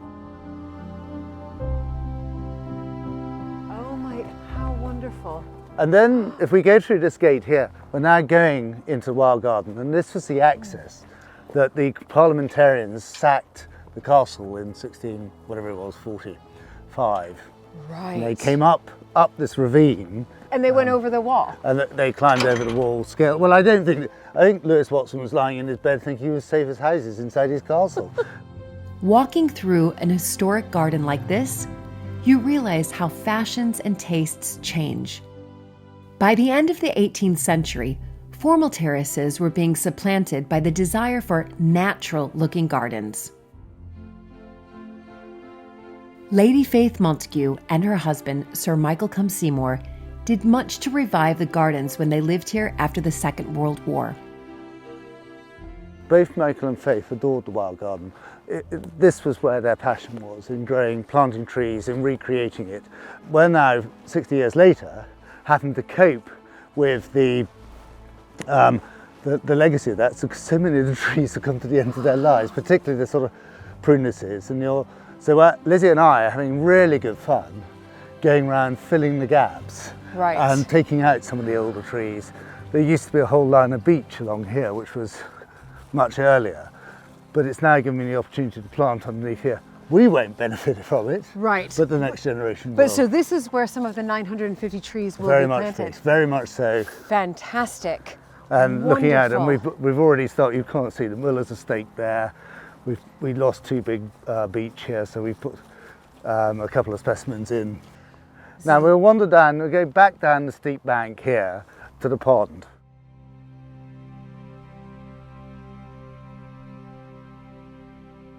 And you've got So this is where the wild swimming happened, Yeah, which you this is so where I love. would love to wild swim. And there was a series of fish ponds down below us here. And this pond was actually created as a labour device in the agricultural depression of the late 19th century. And William Paxton, who built the Palm House at Kew, was engaged to design a series of ponds here. And there's a spring up on the bank just below that very tall sequoia that I was showing you earlier. Right. So And then it comes through here, and you'll find, if you look carefully, you might see the ladder because it got thrown in. Oh my goodness! But can you swim? I mean, I would swim in this. I would want to. No, I would. well, I would. Yeah, you're in here into about leaf litter about that deep. Okay. Beautiful though. It is rather peaceful. It's beautiful, very- and I it's- love that there was that little bench that we passed. Yeah, it's difficult to imagine at this time of year. You know, you're deep winter and everything's in hibernation. You come in spring, in the summer, and this is just a sea of different leaf colours and things. And a lot of it's down to Michael's and Faith's brilliant planting of the mix of the trees. You have different greens at different contrasts. Yes. And it just has the most wonderful, as you say, until the midges come. Until the midges come. Exactly. Oh, I know about them. Now let's go and plant our tree.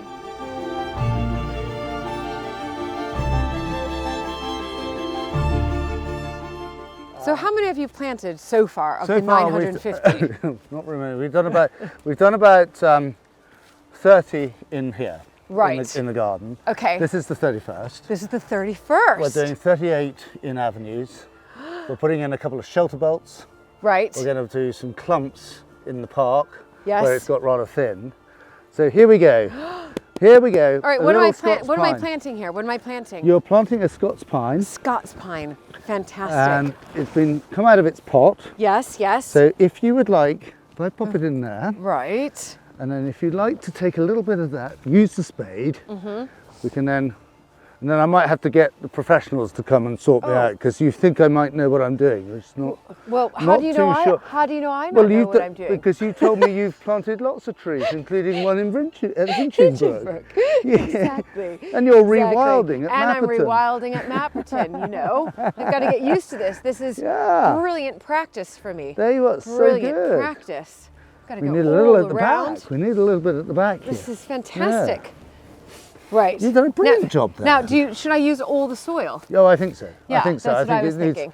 I'm Wanted sort of to make half sure. tempted I might tip it up into that. Well, yeah. Why don't you could do that because I'm kind of getting to the end. I think you've done with the digging bit. I think I've done with the I spade. think it's not. Fantastic. Top it up. Look, it's lovely. Yep. I'll get Gary to come and sort it out. He'll probably dig it out and do it again. That's what he did last time. I'm still going to always remember that I planted it. Don't let me know if Gary does that. No, I won't. There we are. You are done a it. star. Thank you so much, Julie. Thank you, You James. planted my 31st tree for the love it. 950th of Rockingham, the Queen's Platinum Jubilee. Isn't that just wonderful? Part of know. the Queen's, and we'll register it with the Queen's Green Canopy. That's right. And Thank I'm going you to so remember much. this day forever. Ah, brilliant. Oh, that's wonderful.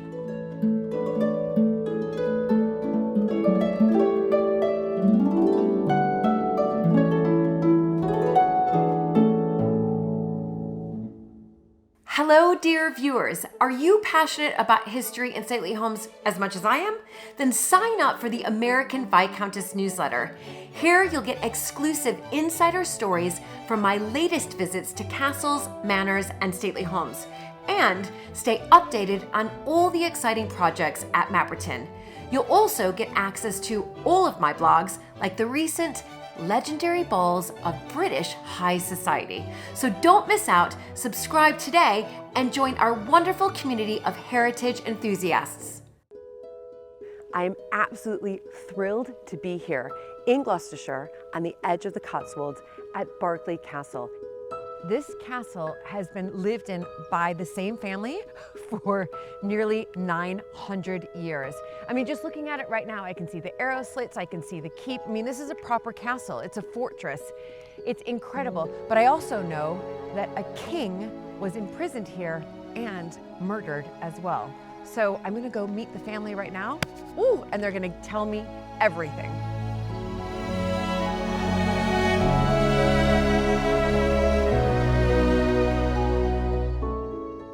Hello and welcome to the drawing room here at Mapperton. Thank you once again for joining me for another fascinating historic house visit. This time I'm at Berkeley Castle in Gloucestershire, and Berkeley Castle has been described as an enchanted castle and is everything you imagine a medieval castle to be. It is spectacular. Wow, incredible. It's like walking back in time. It's a real fortress. I mean, this has this feeling of sort of defending itself from invaders and clearly imprisoning a king.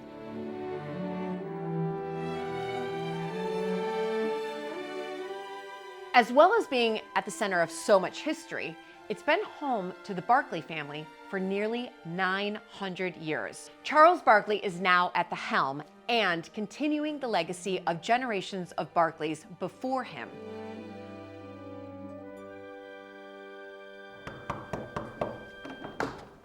Hello. Hi, Julie. Oh my goodness, so nice to see you, and good to see gosh, you. to be here. You know, the pictures don't do it justice. It's magical as you come in and approach through this door into the Great Hall. Oh my goodness. The banqueting hall.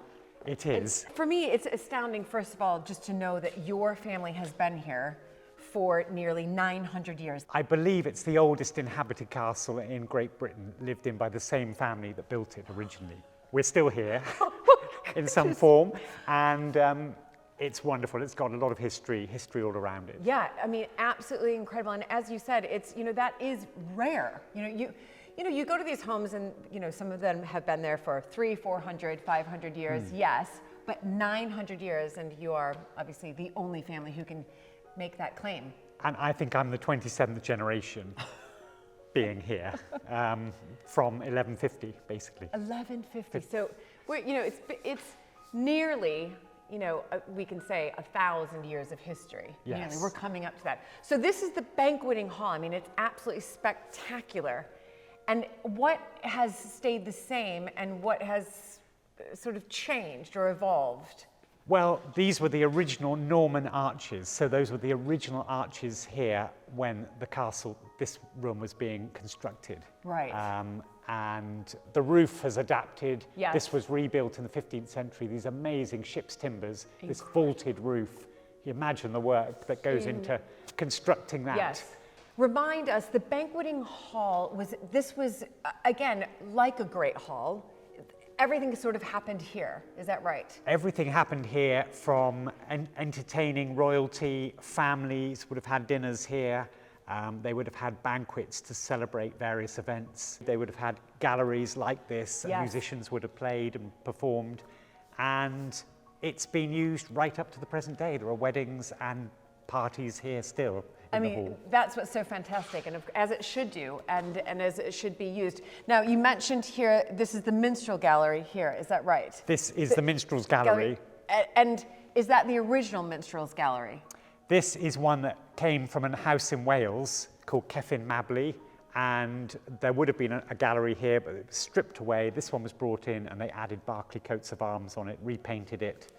And there's a famous story of the last royal jester in the country told his last joke from up there. He was pushed apparently from that balcony and died in 1720s, but he was the last royal jester in the country.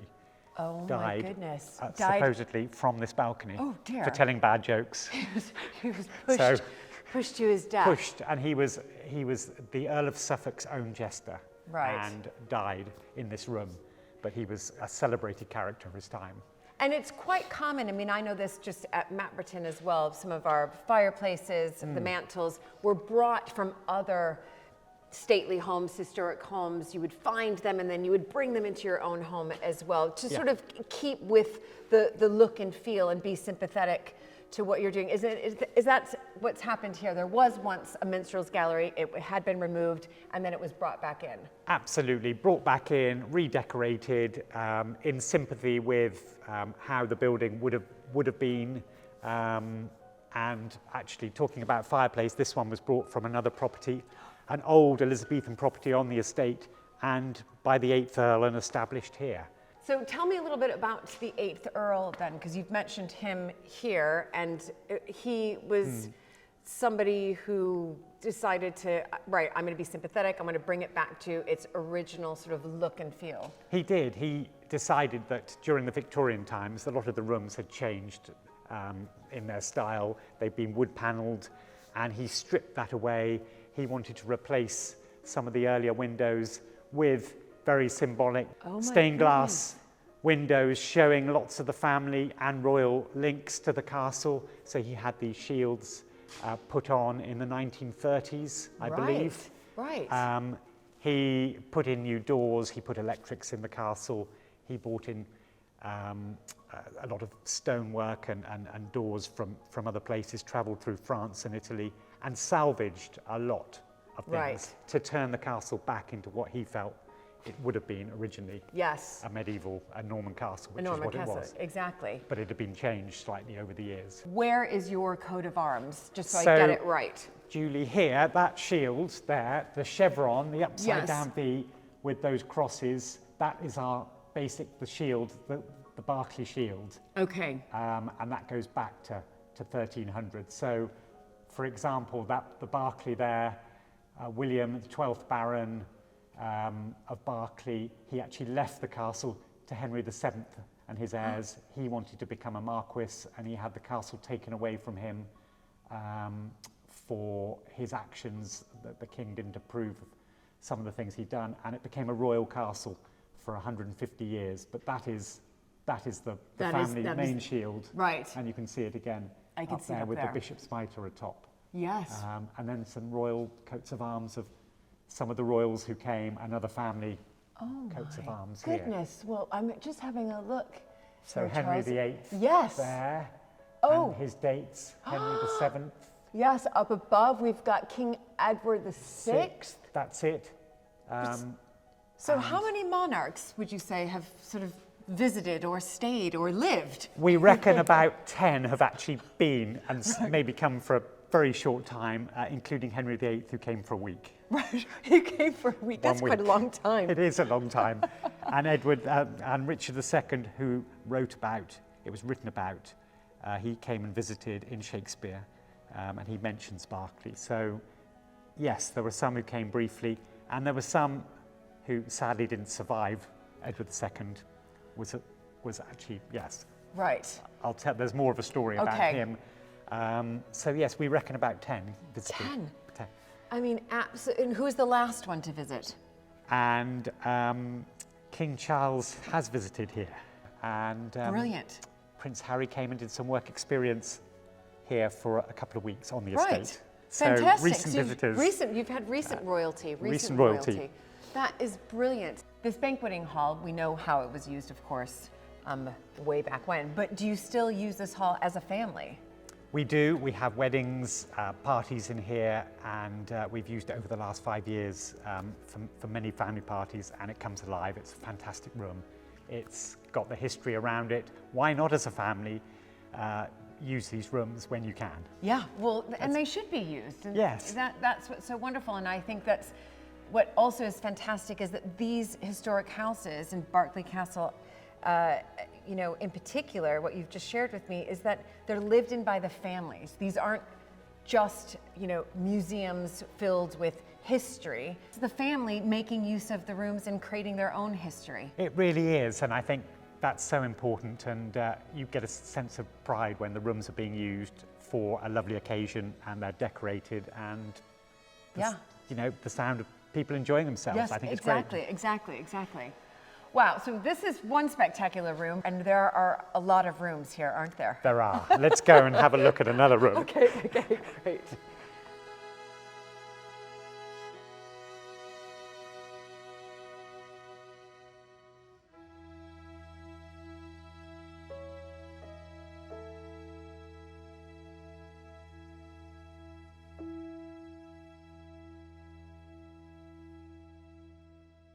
Where are we heading into now? Well, Julie, we're going into the long drawing room, the sort of Regency period, lovely rooms. Lovely, and I can see the public gets to, I recognize ropes like this. We have them at Matwerton as well. They so this do. is one of the rooms that the public gets to Absolutely, they get to view this room, and it's wonderful. There's a lot of history here. Well, yeah, everywhere. I mean, this is a royal castle, so Yes, there's lots yes. of history. Yes.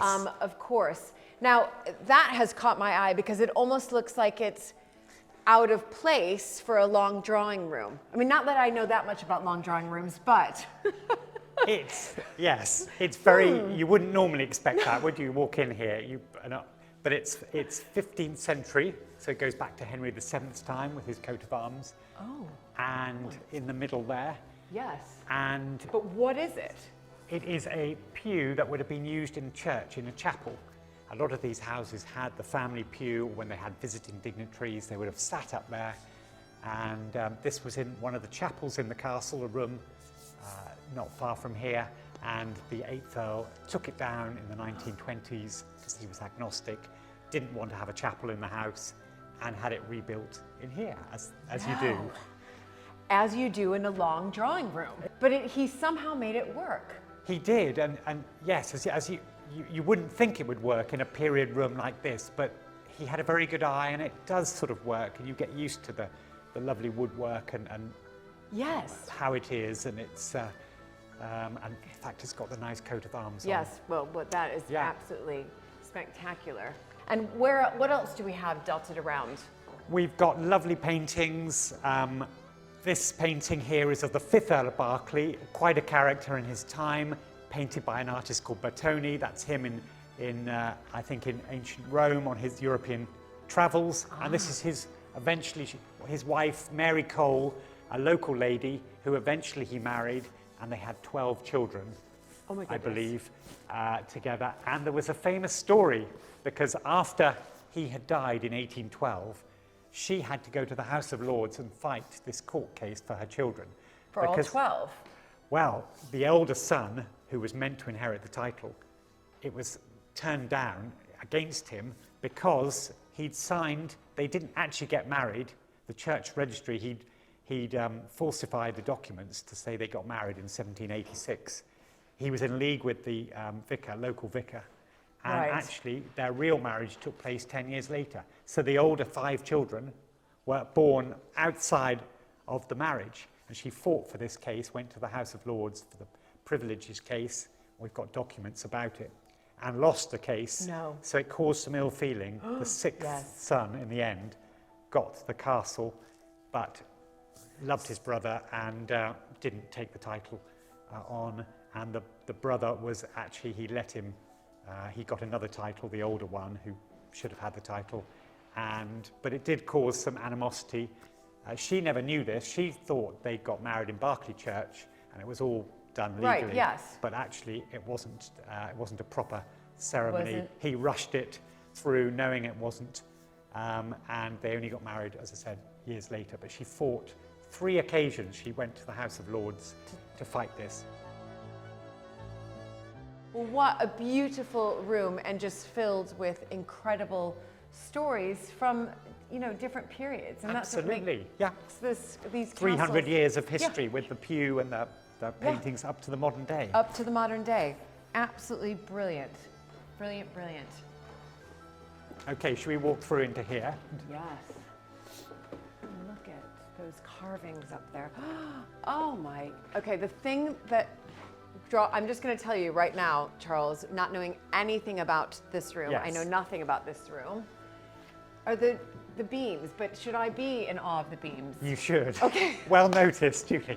Because these are all solid ships, again, oak timbers, and they say that they used to get the cannons on top of the roof. You had to have these strong, there's quite a naval connection with the family, but these are all from ships. You can see some different sizes. Yes. You see it very much in this room, though, the size of the beams. That's incredible. I mean, And it's the room's slightly lower as well. Yes, it's the first thing that caught my eye. I mean, it's a beautiful room. There's incredible tapestries surrounding me, but Yes. funny enough, that's the first thing that caught my eye. Solid, good, Yeah. big oak beams. This was all wood panelling around here. It was stripped away by the 8th Earl, so to reveal some of the stonework, which has been redone. And then the tapestries to keep it warm. Yeah. So the tapestries are actually being used in a way that Absolutely, I think they really were- well. Yeah, There's really, a really series well. of lovely tapestries that warm, Lovely. make the room cozy. tapestries. Fireplace that came from somewhere elsewhere Right. again. I know with that these lovely story. carvings. Yeah, beautiful And this carvings lovely everywhere. iron grate at the back. It's absolutely fantastic. Beautiful And carvings. there's a king right there. So is that Charles the First or the second? I think that's the second. The second, yes. And that's the Duke of Northumberland. Okay. Again, rather lovely, two lovely paintings. No Yeah. connection to the family, but it was acquired That's by all right. the It's a family. connection to our family. So that's Charles why II, that's yes. why I always spot Charles II in any room or anywhere Right. I go.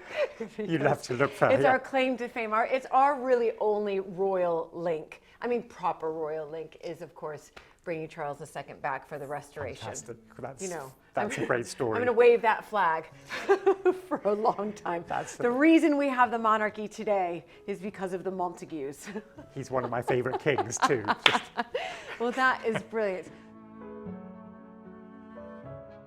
Oh, I love it that you have family photos in the rooms that the public obviously go through and see the history, but then they're seeing the living history here. absolutely. This is the current family. This is Oh. our family. My father, my mother, my brother and his wife, my wife. And, you know, the family are seen here at the castle. We have family events. The family are often seen rushing around through these courtyards into the rooms. They come to see Granny here at the castle. My daughter and friends, they disappear up into some of the rooms. And Incredible. But Lovely. you grew up here then? Yes. We grew up. In the castle? We spent the winter months here Right. at Berkeley because there was a lot more going on in the winter here. And my brother and I, 11 months between us, there were two of us, two boys in the castle. We had our rooms up in the oldest part of the castle, and we would run around these rooms, hiding in the pew, hiding up on the king's balcony. The guided tours were on, we'd suddenly jump out. We'd be up on the roof. As soldiers, my brother, we both had a love of all things military, and yeah, we'd explore every little part. My father would often come and look for us. My mother had a bell she would ring to get us in for lunch. She'd ring it in the courtyard, and all the guides and visitors would be looking, and there'd be two boys up on the roof. So we loved being here, and we had rooms, as I said, in the keep, away from my parents, but it was exciting. It was a privilege, as my father said. Yes. The privilege of being in these rooms, of these houses. And yeah, I loved and I grew to love history from a young age and visiting other places, but being able to explore these rooms was magical. We were very lucky. And it grows on you. This is your surroundings, and it was magical. And I think my brother would say the same.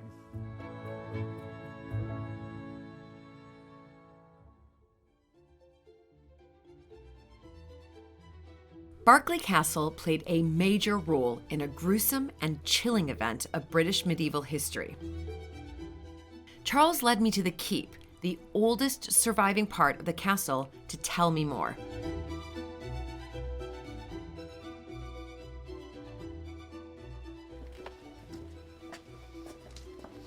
Everywhere you go, Charles, I've already decided I do feel I'm in just a proper castle. It's really maintained and retained all of its features. It certainly has, and you've got these incredible trip steps, the original steps coming up into the oldest part of the castle, the keep. Well, what are trip steps? They're made so they're slightly uneven, on different angles even, very solid stones, and the enemy coming up here would trip them up. Well, I was wondering why I was having a difficult time actually. I noticed just now. I was like, well, that's very clever. It is. It's a great invention and a piece of feat of building, and it's coming up to this solid, wonderful old keep, the original tower of the castle where the family and others would have lived. It was a safe place, right? And the enemy would often come up here, and you'd have your arrow men and guards up on top. Or you pour your boiling oil down. There's a little area just behind the door there. Yes. And get the enemy as they were rushing up these steps. As they were rushing up, but they could be tripping. Or they could be tripping as well because of the uneven steps. Yes, brilliant. That's amazing. Okay, we're going to go into the cell now, the prison cell, where a king was kept. Oh my goodness, so this is it. This is the original cell which back in 1327, Edward II was imprisoned and killed. And killed. Oh my goodness.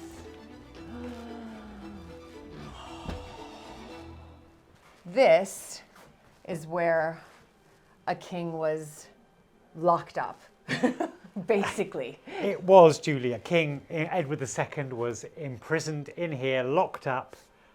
6 months he was kept as a prisoner, looked after well, but nonetheless he was King of England, and there were guards outside. Right. And the Berkeleys apparently left the castle, went somewhere else, had no part to play in it. What had he done? He hadn't really done anything. He was considered at the time quite a weak king. He'd lost battles against the Scots. He had his favourites. The barons became very powerful. Supposedly his wife, who was the daughter of the King of France, was having an affair with one of the barons, Roger Mortimer. Edward was, and they plotted, there were various things. He had his male favourites, supposedly, and all these plots came together, and he was imprisoned in 2 other castles before eventually coming here and eventually being killed. Or here? Dying in this very room. No. Which is amazing to know that a king was killed. When you say that he died here, did he die because he wasn't fed, or did somebody come and murder him? Supposedly 2 jailers were ordered by the barons at the time to come, and he'd already escaped twice. There'd been 2 escape attempts. Right. They needed money for new locks. We have accounts of that to keep him as a prisoner, and they realised actually we've got to do something about him. If he escapes again, we may not keep him here. It was a punishment to him, and he was supposedly killed. There's a rather nasty story of red hot irons being inserted into his bowels. No. And being killed, or was he suffocated in his sleep? Rather nasty story, grim story, but he certainly died in September 1327 here. Here.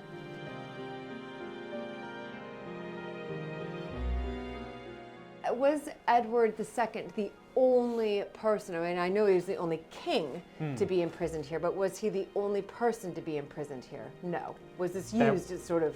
I believe there would have been other prisoners who would have been put in here before Edward II, and again after, probably another 100 years after. This would have been used as a cell. As a and cell. People would have been kept in here before. Some of them would have been thrown into there is a dungeon here in the castle, a pit, with rotting animal carcasses on top. In fact, Edward, they tried to kill him in that way.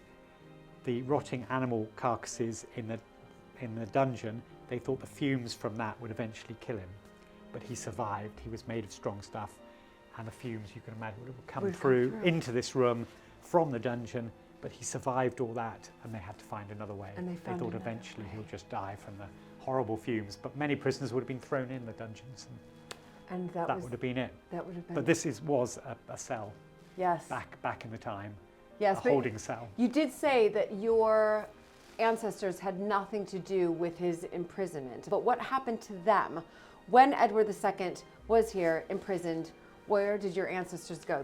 Well, we think Thomas wanted no part to play in it. I don't think he had any say in the fact that Berkeley was that Edward II was going to come here. He would have known, though. But he went to one of the other manor houses in Bristol, and he was pardoned. He was at first questioned and then pardoned that he had no part to play in it. They left it to a group. There were 3 or 4 jailers and people living here guarding the king at the time, and they went to their other house, then came back later. And then came back. But he wasn't executed, or luckily he kept his head. Yeah, luckily. They were good at keeping their heads, the Berkeleys. Yes, for 900 years. For 900 years. Keeping on the right side of the king or queen, which was important. Exactly, at the time. I don't know if it's a good thing that we connected to that, but it's a story, and it's history, isn't it? It is history, and it's just you're standing in this room right now knowing that, Edward II was definitely pacing back and forth, trying to figure out how he was going to escape. And, that's I can't imagine being in a cell, in a car, and knowing he'd been kept prisoner. Right. You can't imagine how it would have been. The castle is still here, and there's a family here, that's what makes it Yes. quite special in that way. You know, we've got rooms like this, which which tell a story. Tell a story. Yeah.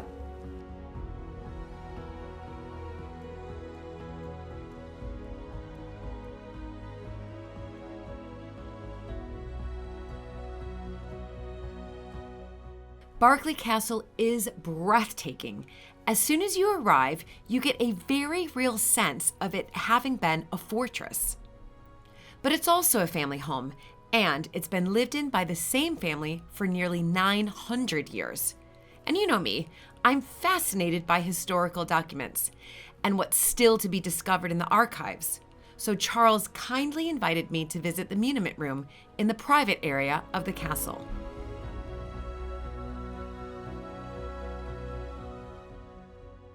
Here we are in the muniment room, Julie. So this is it. This is where all of Berkeley archives are held. Absolutely going right back to 1100, basically, up to a lot of medieval ones especially. I mean, that must be unheard of.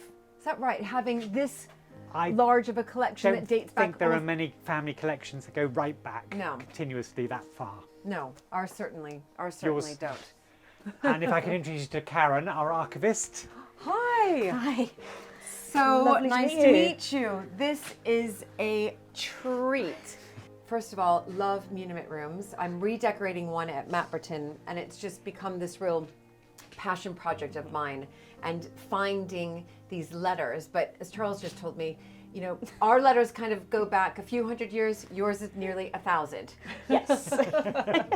And I've got the earliest ones out to show you. Oh my goodness. Today. I can't believe it. So you have documents, clearly, that have survived almost 1,000 years. That's it.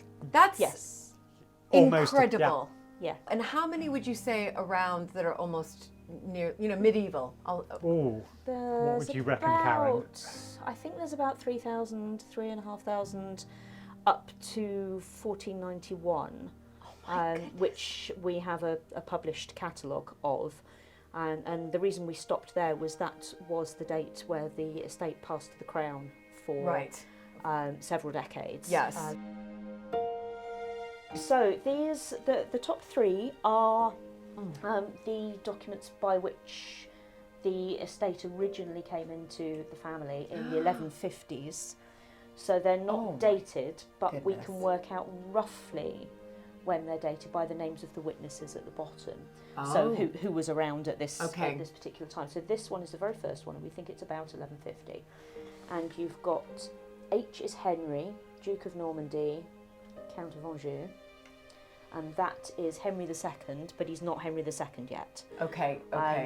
And he is granting to Robert Fitzharding from Bristol various things, including some land in the manor of Berkeley. You can just see Berkeley there. Okay, yeah, I can. And one of the things that, one of the conditions that is laid down is that he is to build a castle, and you can just see Castellum there. Yes. So this document dates back to before this building. They're older than the building itself. That's amazing. Isn't it amazing? Yeah. It's amazing, but it's also amazing because obviously this is in Latin. Yes. Yes. But you can clearly see Berkeley right there, clearly, and then of course Castelli right there. So it's incredible that Berkeley, even the name, because you know how language has just evolved, has pretty much stayed the same and almost the exact spelling. Almost the exact, so it's Berkeley with an AI on the end, but so that's this is very important because in one sense this is a document saying that the soon-to-be Henry II is in one sense giving this land to the family. Yes. Okay. And then this one is a marriage contract between Robert Fitzharding's son Maurice and the daughter of the guy who had Berkeley before, and his name is Roger de Berkeley, and his daughter's name is Alice. Right. It's not mentioned in the document. It just says the daughter of. Yeah. But also the other way as well. Roger's son Roger is marrying Robert Fitzharding's daughter Helen. Oh, right. So it's a just two-way yeah. family marriage contract, Yes. presumably to make sure it's stuck. So again, that's So very that's- important because yes, that's so sort of that's- this agreement of marriage, if Yes, you like. Yes, absolutely. And there will have been 2 copies of it on the I can same see piece of Berkeley in there. parchment. I already see Roger de Berkeley well done, there. Roger de Berkeley, yeah, there he is. And across the bottom here, you might be able to see there's the top half of some writing. And it will originally have been one big sheet of parchment, and written across the middle in big letters will say Chirographum, which they would put across the middle and then cut, and then you both get a copy. And then if it fits back together, if you've got any query about the transaction, if it fits back together and the writing fits, then you know it's then the you original. know it's genuine. Right. And this carries on right up until the sort of 18th century. It's just fantastic. They're so clear. They're much clearer than later documents to read. And I've also noticed, of course I'm not going to touch, but you've got these sort of, well, the seal there, is that right? Yes. And that's still been retained. Yes. So that one hasn't survived. But this one just about has. It's been repaired with plain beeswax at some point. And it's the Great Seal. So the Great Royal Seal has the monarch on horseback on one side and enthroned on the other side. And you can't really see him sitting on a throne there. Well, use but my you imagination. Can, you can make out but the you horse can there. definitely see the horse. Absolutely. Yes, which is quite something. And Yeah. then again, the seal hasn't really survived on that one, and the one on this one is very tired in its little, cloth sack, being and that's protected, tied on the top, as you can see. Absolutely. Rather than on the bottom. This is the main one, isn't it? Yes. I mean, it's fascinating. But again, this is also just these letters here. It's a royal connection that this castle has had for 900 years. Yes. You know, there's the soon-to-be King Henry II right there. Yes. I mean, unbelievable. And when you and I were speaking, you said that around 10 monarchs you believed visited. I reckon at least visited, or we've got records of them coming to Berkeley over time. Connections with, yes. Yeah. We know Henry VIII and Anne Boleyn visited in 1535. Lady Berkeley of the time had been a lady-in-waiting to Anne Boleyn and is said to have been one of the witnesses at Anne's secret marriage to Henry. Yeah. So can you find, or you're going to be looking through documents of that? You're not sure if you... So we haven't really got anything specific, but there is a mention in an account book that Anne Lady Berkeley has commissioned I think it's a gable hood, one of those headdress things, for the Queen. That's quite something, isn't it, to find that? Yes, one of my volunteers found that. Okay. So unfortunately, we don't have any sort of personal letters, but but we can make these assumptions. We are pretty sure. Yeah. And then moving forward, then you've got... Well, we do have Elizabeth I, and the other documents on the table.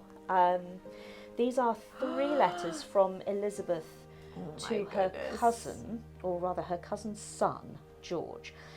So George Carey, Lord Hunsdon, is the grandson of Mary Boleyn. Mary Carey. Yes. The other Boleyn girl. The other Boleyn girl. Yep. Yep. Saw that so film. Anne Boleyn's. Yep. So Anne Boleyn's sister's grandson. This is George Carey, and Elizabeth I is writing to him, and we know that she thought a lot of him because this yellow silk that you can see here, originally the letter would have been tied up and sealed with it, look.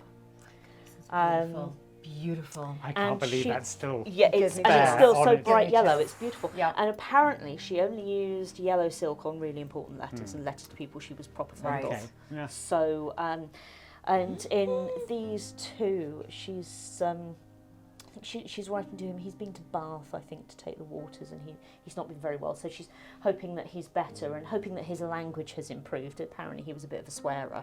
Oh, right. And sort of generally, sort of gently teasing him. She sounds very much like an affectionate aunt. Right.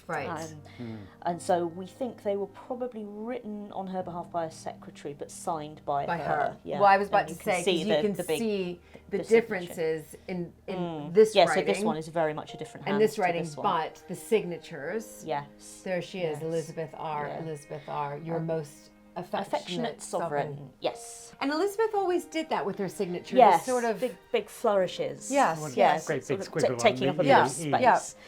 These were probably written in the 1580s, 1590s, I believe. Well, I'll tell you what is extraordinary. I mean, if you think about, you know, this is what, 500 years old. Well, yes, exactly. You can read. I can read that entire letter. Yes.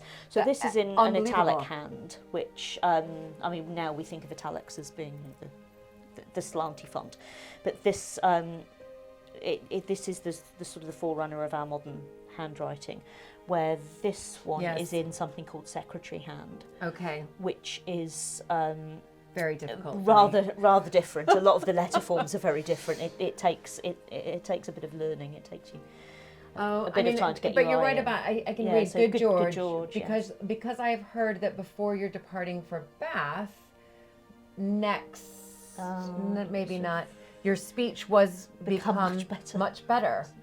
Nor your legs. Oh yes, that's any it. It's stronger. neither. Yes, so neither your speech was become much better, nor your legs any stronger. So she's taken the mick out of his terrible language. Oh my goodness. It's great you learn a little bit about language and and the relationship between them as well. And this one, somebody has written on it by the Queen. Yes. I've thought that's what it was, but I thought I'd hold back just in case it was something else. Yeah, no, and this is her squiggles. That's her big old very signature. Yes. Elaborate. Karen, this has been a real treat. I cannot begin to thank you, well, both of you enough. I can't even believe that I'm actually seeing this.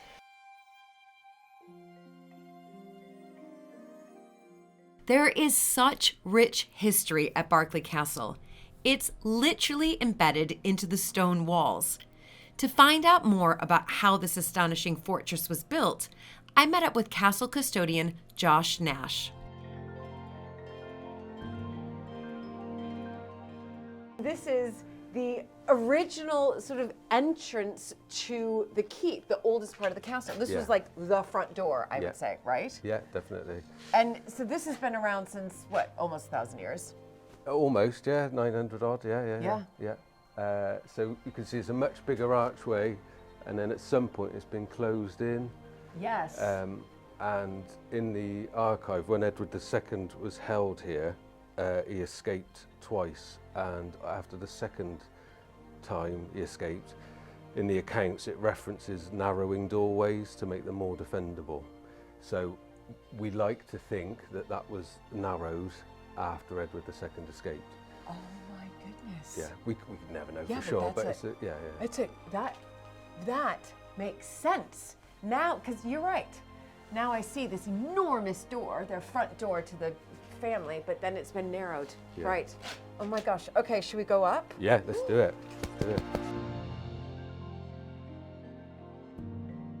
So this whole section of the castle that we're in now was built by the 8th Earl in the 1920s. It's an addition to the the keep. But I did notice the sign that said private. Yes, so I feel very special right now. We're going behind the scenes. I am going behind the scenes. Look at this. Whoa. Probably should have tidied up a bit before you came up. Okay.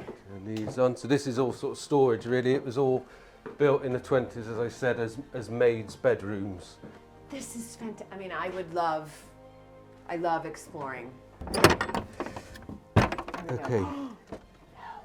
So when we get up here, you just avoid standing on the seams. Okay. The vertical seams. Okay. But other than that, oh my goodness, we're good to go. You know, I've been around the castle quite a bit, but I haven't seen this sort of courtyard, if that's what it's called. So we're on the roof of the keep, if that makes sense. Yes. And that's the keep garden. And that's the keep garden. So that was in there where that grass is. Yes. That was the site of the original 1067 timber Motte and Bailey Castle. So if you can imagine, there was a mound with a timber castle on the top. Yes. And then a moat around the outside. Right. Well, a ditch around the outside. Yes. And then that was built in 1067. It got demolished and rebuilt twice, I think. And then in 1153, they started the work on the keep itself, which they built in the ditch surrounding the mound in the middle. Okay, fantastic. And then this around here, when was these bits built? So this is the outer wall is all 1150s. It's all 1150s. Yeah. Well, it started in 1150. Yeah. I think they could build 9 foot a year. So I probably should try and figure out how long it would have taken them to build. But you can't build too high because it'll squash all the mortar out. Oh my goodness, so they could only build as far as 9 feet every year. A year, yeah, to give it time. The lime mortar needs longer time to cure. Right. So in the English Civil War, the castle, there was obviously the parliamentarians against the royalists, and the castle changed hands, I think 5 times between them, where it sort of sieged and surrendered and that sort of thing. The last siege, the parliamentarians took the castle and they took loads of the outer wall down. There was this sort of outer curtain wall there. Yes. Was originally much higher. Right. They demolished part of that and then they seized the castle off the family. To get the castle back, George, the 8th Baron Berkeley, had to take down that wall there, that section of the wall, to make the castle indefensible, if that makes sense. Yes, it does. It's so interesting reading the stones of a building. It really gives you a glimpse into the past. And from the roof of Berkeley Castle, you certainly get a unique perspective of how the castle evolved. This view is spectacular. Yeah, those chimneys are probably one of my favourite bits of the castle. If you see, I don't think our visitors would ever really notice, or anyone hardly ever notices, but the middle one out of the three is different. is Yes. convex, yeah. Yes. And when were those built around you? This is 1928. This, Earl, yeah. 8th Earl. Fantastic. Absolutely beautiful. I mean, the chimneys are just stunning in itself. That big chimney there. Yes. So these are all 1920s, but that big chimney is when Henry VIII held the castle.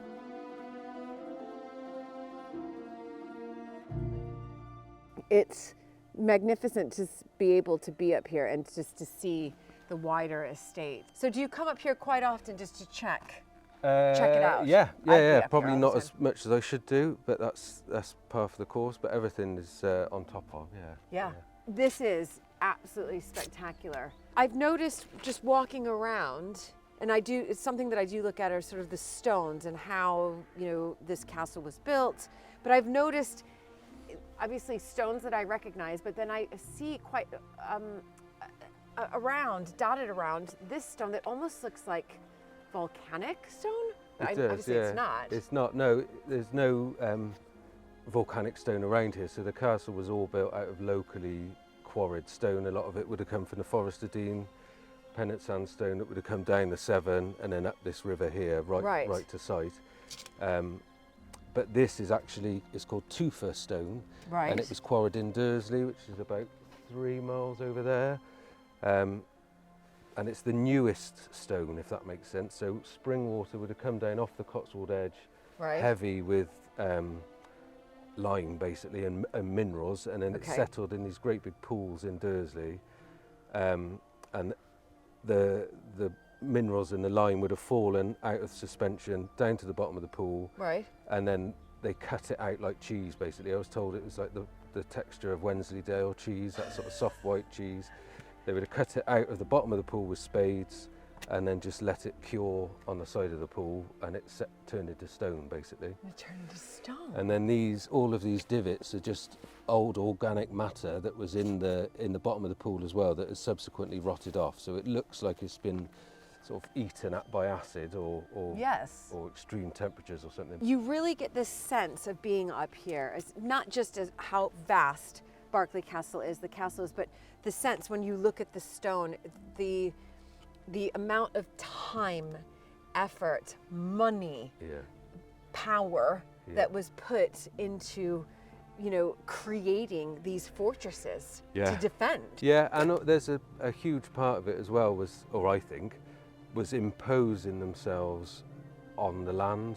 Yeah. So this would have been rendered white, rendered originally, So a lot of the stone, I won't be able to find any now, but a lot of the stone, the local stone is poor quality. Right. But they used it because it was quick to cut.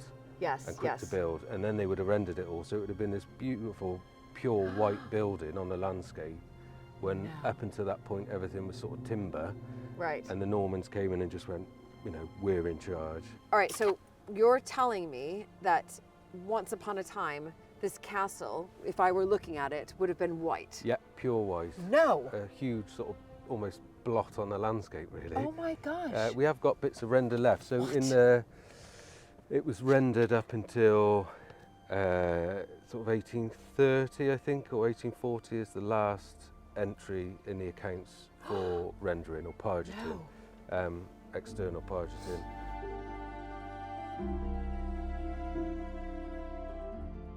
It is such an amazing building and astonishing to think it's been home to one family for nearly 900 years.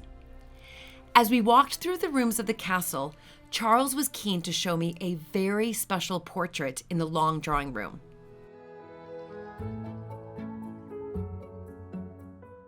My lovely, wonderful mother, who lives in the castle, in a wing of the castle, and fantastic by a family friend. And it's got a great likeness of her with a deer hound. She always liked bigger dogs, and it's very elegant. And this was done in 1987. Do you know what drew my attention to this portrait was the expression on her face? Yes. Because so many times you see portraits that it's just sort of stoic, right? Yeah. And there's this sort of a beautiful glance, a bit of a smile. There is just coming through, and the artist we knew, we're family friends, and it's great. It is, it's beautiful. Yeah. A beautiful dress. Lovely dress, and here it is. Oh, you're right. That is the dress. Wow. And I remember when she wore it at a couple of things, but I remember her wearing it for the sitting, and she wore it before that as well. Charles's mother, Mrs. Georgina Berkeley, has lived in the castle for over 50 years. When we met, I asked what it was like to raise a family in a castle, and a castle that is open to the public as well. So you've raised two boys here, raised your family here, at the same time having the public come. Yeah. And what was that like all these years? Well, I hadn't known life sort of without it, really, had I? You know. Yes. I remember opening the front door and getting the boys out on one occasion, and Charles screamed his head off and said, "Oh, there's people out there, lots of people out there." So I said, "Oh, don't worry, Charles, come on, quickly, on we go." And we got out of their way, and I would take them down onto the bottom lawn there. You've probably seen. Yes, yes. And under the big tree, and we'd sort of space ourselves out so nobody else could get down there. They played down there. Right. Little tractors and what have you. Yes, so that you found a sort of a private part within we the tried castle. to find, yes. And the keep garden. Which, I saw the keep garden. Well, we ended up there, I think, which was good. But I only realised rather stupidly that, of course, everyone in the King's Gallery was looking through the windows straight at us. When you think of so many, decades here, what are some of your fondest memories? It's a lovely place to live in, actually. You know, you're surrounded by lovely things, which I like. And I've always loved this place, and so it's just, to me, it's just home, Yes. you know. And it feels, this room, and even walking around in different parts that I've been, it feels lived in, doesn't it? Yes. Yes. But it's become much more not a home in the time I've been here, really. Right. You know, it's more of a business. Yes. Weddings, and everything, which you need, you see, to keep the expense of the roofing and all that sort of thing. Well, I know. And we had to rewire, 5 or more, 7 years, something like that. So we had to vacate the castle completely. When you were rewiring the castle? When we were rewiring and new boilers and all that. You know, this is a castle. There's Yes. so many rooms and layers, and it's not just a quick job. A quick fix. No. It isn't. You see, and the walls are so thick. A lot of the little room through there and the bathroom upstairs were dug out of the thickness of the walls by our predecessor, right, who made sense because they're 14 feet in places. Oh my! The walls, the of walls. thickness. Oh my I still can't get a handset telephone. That. Because it can't. They can't get through the walls. You can't get through.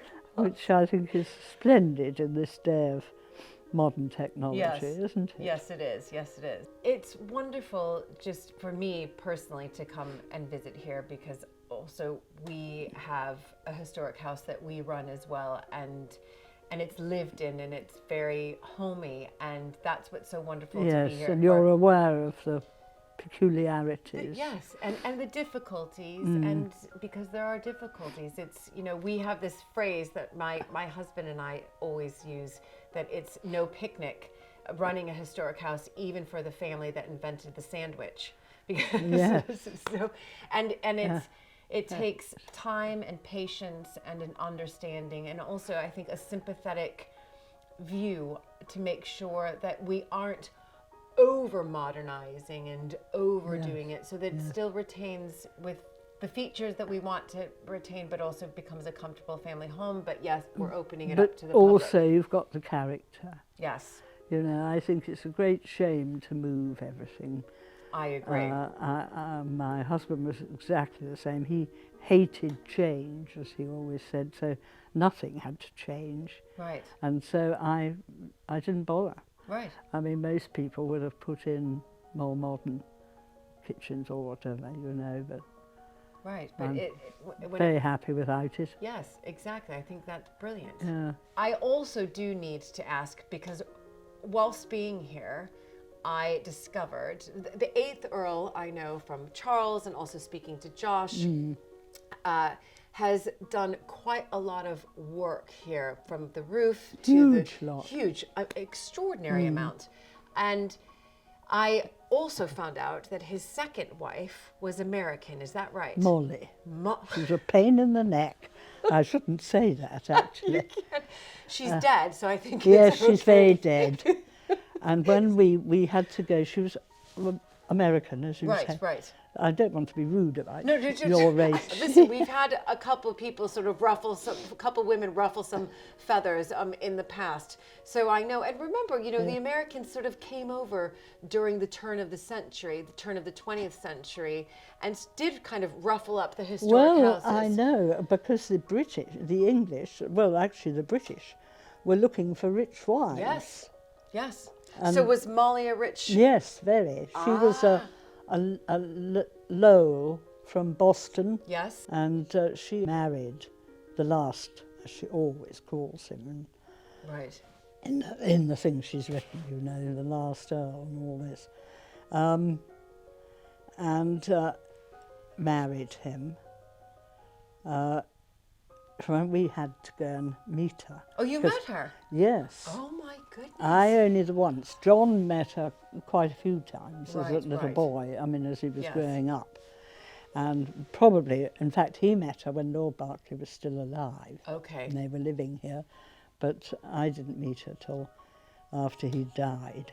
And we had to pay for her to stay at Claridge's for, I think it was a month, every year after he died. Oh my goodness. So we went there once, had tea with her. We were bidden for tea. And I thought, well, it'd be civil. And I said, well, you know, do come and stay if you're ever down in Gloucestershire or anything. Come and stay, she said.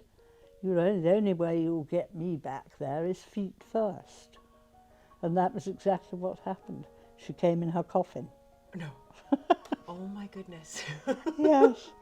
I think it's hilarious. We actually made the coffin at the State Yard here with Berkeley oak. Beautiful coffin. Yes. And we had a little mass for her in the chapel here. Yes, yes. So she did come from a wealthy family. Yes, And then very much was so. it her money that helped. Yes. Because Lord Berkeley, well, he had plenty of money, but, you know, doing a house up wasn't how he would look upon spending it. Thank you for your time No, and for not just a bit. these wonderful, memories and. Well, I been haven't brilliant. got too many, Yes, you do. unfortunately. I wasn't here long enough, you know. But, Well, 50-odd years is quite some time. Well, it feels to me like a lifetime. Yes. I know you must feel the same. Yes.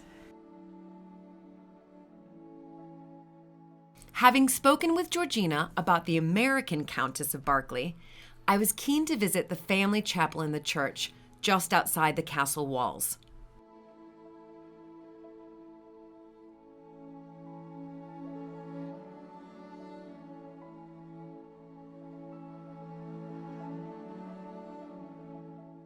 I've been given the key. It's one of those rather wonderful, spectacular keys.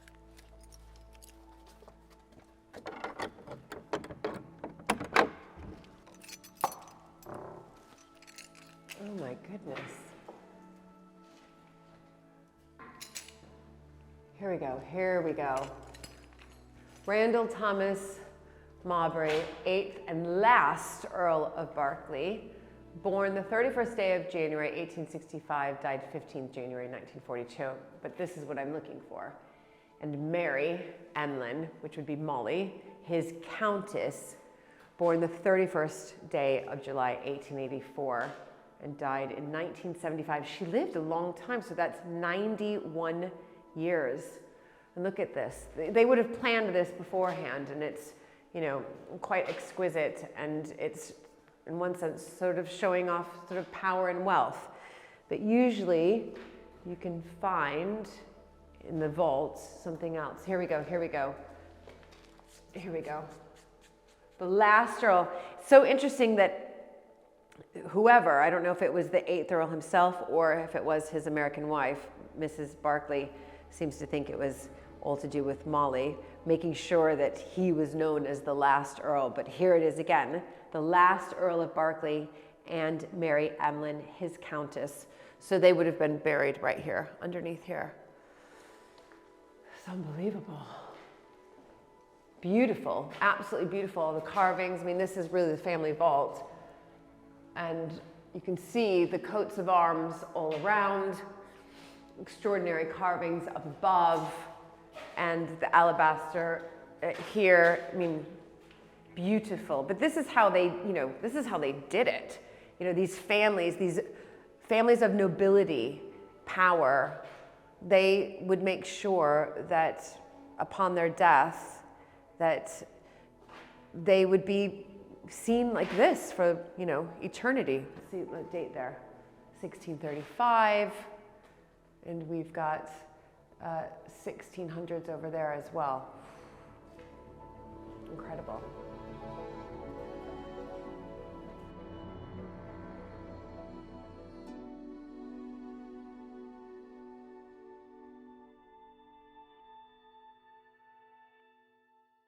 Dominating the landscape in the deer park on the Berkeley estate is the most spectacular Folly. To hear more about its history and the plans for the future, I met up with Charles and the estate director, Michelle Bolivar.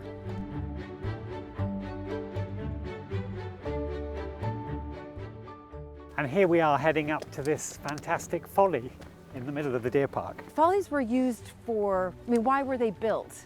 I mean, I know there are several reasons, but... Yeah, lots of reasons. I mean, this one in particular is more of kind of a hunting lodge, so it's actually quite big for a Folly.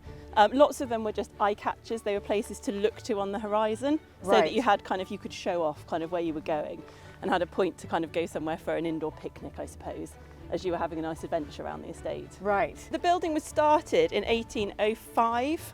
And then it took quite a few years to complete. So some Follies are just like one room with a pretty view or whatever, or an eye catcher to kind of ride to or walk to. Whereas this actually has 3 big rooms, which we'll go and have a look at. So yeah, this is quite large compared to a lot. So Charles, I mean, really, compared to the castle, this is kind of like a new build, right? It is, relatively speaking, 900 years, and then you've got 200 years, but still. Yeah. it is still an old building. Yeah, it's and beautiful. impressive. Really impressive. And is it still used today? We do use it a few times throughout the year, don't we? Occasional events in the year, one or two, but we want to really get it up and running. To be able to use for lets. Yeah. Oh. Yeah. So it's in need of a bit of love and attention. Yeah. Yes. Brilliant.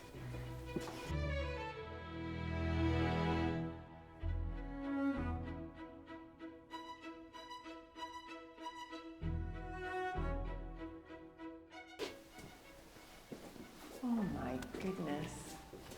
Oh, this is brilliant. Coat of arms, you can see that everywhere. So this was, you mentioned 1805 was when the building started. Yeah. Which Earl was that then? That would have been the 5th Earl of Berkeley in his lifetime. Right, who had 12 children. And his children would have been involved in this. Right. So maybe this is where he escaped to from the 12 children. Right, from quite likely. A good hiding place. Exactly, it's a very good hiding place.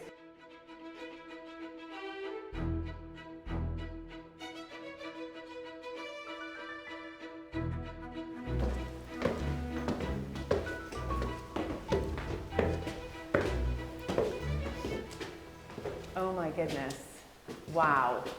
I see what you mean, that this could absolutely be a holiday let. Yeah, it could, couldn't it? Yeah. I mean, so this is where the bedrooms would be. So ideally, 2 bedrooms, ensuite in both, and then obviously lovely views. And that's our potential ensuite in there. Oh. Not quite ready yet.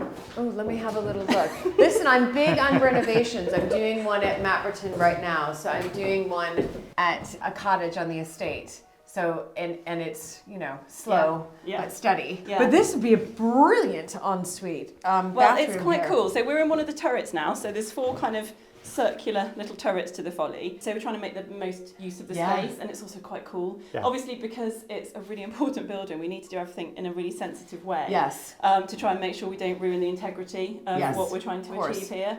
We haven't quite worked out how it's all going to fit in, have we, Charles? But it will. It will. It will. There's some really lovely clawfoot bathtubs, a little bit smaller, but they're lovely. Yeah. Real character to suit the Folly. Yeah. Yeah, definitely. Oh my goodness. And you don't normally have an arrow slit window in your bathroom. No. So I think No, I know. But I'm loving all of the arrow slit windows. That is for sure. Brilliant. Okay, so ensuite bathroom here. I'm envisioning it now. Bedroom here. Yeah. Then you walk through here, another bedroom. Yeah. And then, another staircase. Then another staircase. So go on Should we go on up? Yeah. Another staircase. This is brilliant.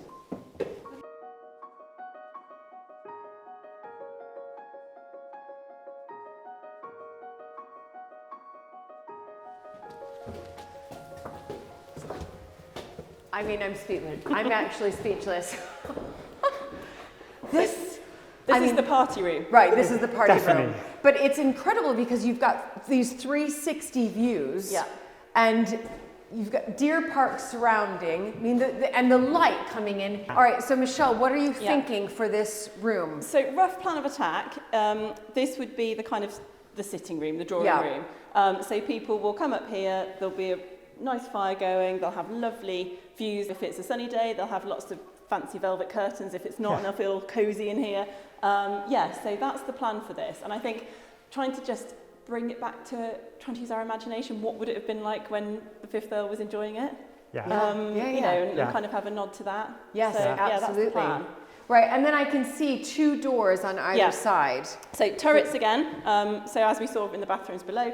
And then what we're thinking in here, which is a nice little cosy space, is that could be the kind of little hidden away reading room. So, you know, library-esque kind of reading chair. So you can go and escape there and have some quiet time with the arrow slits and everything else in there as well. Yeah, it's like and probably a snug. drinks cabinet of some sort. Definitely got to have a definitely bar drinks. area. Yes. Bar, Quite a big one. absolutely. And then that one across. Probably loo bathroom, so that you haven't got to go all the way down to the bottom floor when you're kind of up here with all of your stuff, and store, so you can just bring everything up once. So Yeah, this is brilliant. I mean, this is cool, definitely, isn't it?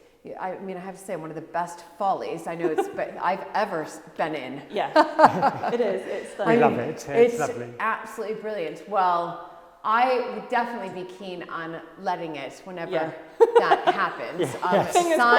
Sign me up. But wonderful that you have, again, this bit of history that the 5th Earl left the family, and it's still standing and will be used again and again. And I think that's what's so important, not just this building, but kind of across all estates and all historic buildings, is how do you keep giving them a future? Yes. Because things change, we're no longer having big hunting parties in here, that isn't what it's used for. Right. So how can we make it have a future, both financially and to make it stand, and so people can still enjoy it, because that's what it was built for. It was built so people could have a really good time in the deer park. Yes. And that's kind of what we want to keep going, really. Yeah. And it's in this wonderful location with views on all sides, so let's make the most of it before it deteriorates more. That's exactly right. Yeah. And actually that's one of the biggest issues that we have here, is it was built, it was beautiful. He obviously employed very good craftsmen. The stairs are a really good example of excellent craftsmanship. However, it's made out of something called mudstone, which is highly inconvenient because we're quite exposed up here, and it just starts shattering. So one of the big costs, and you can't just fix that and then forget about it, so one of the big costs that we have is we have to keep stabilising that stone. So whether that's through treatment, whether it's through pointing, whether it's just through making sure it's safe. Yes. So that's just an ongoing thing that earns no pennies at all, but that we have to spend quite a bit of money on to keep it in good structural order.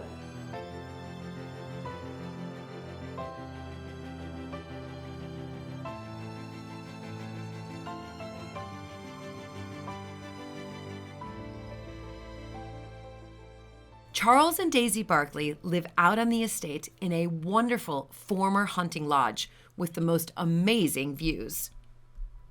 I caught up with Daisy and asked her what it's like living away from the castle.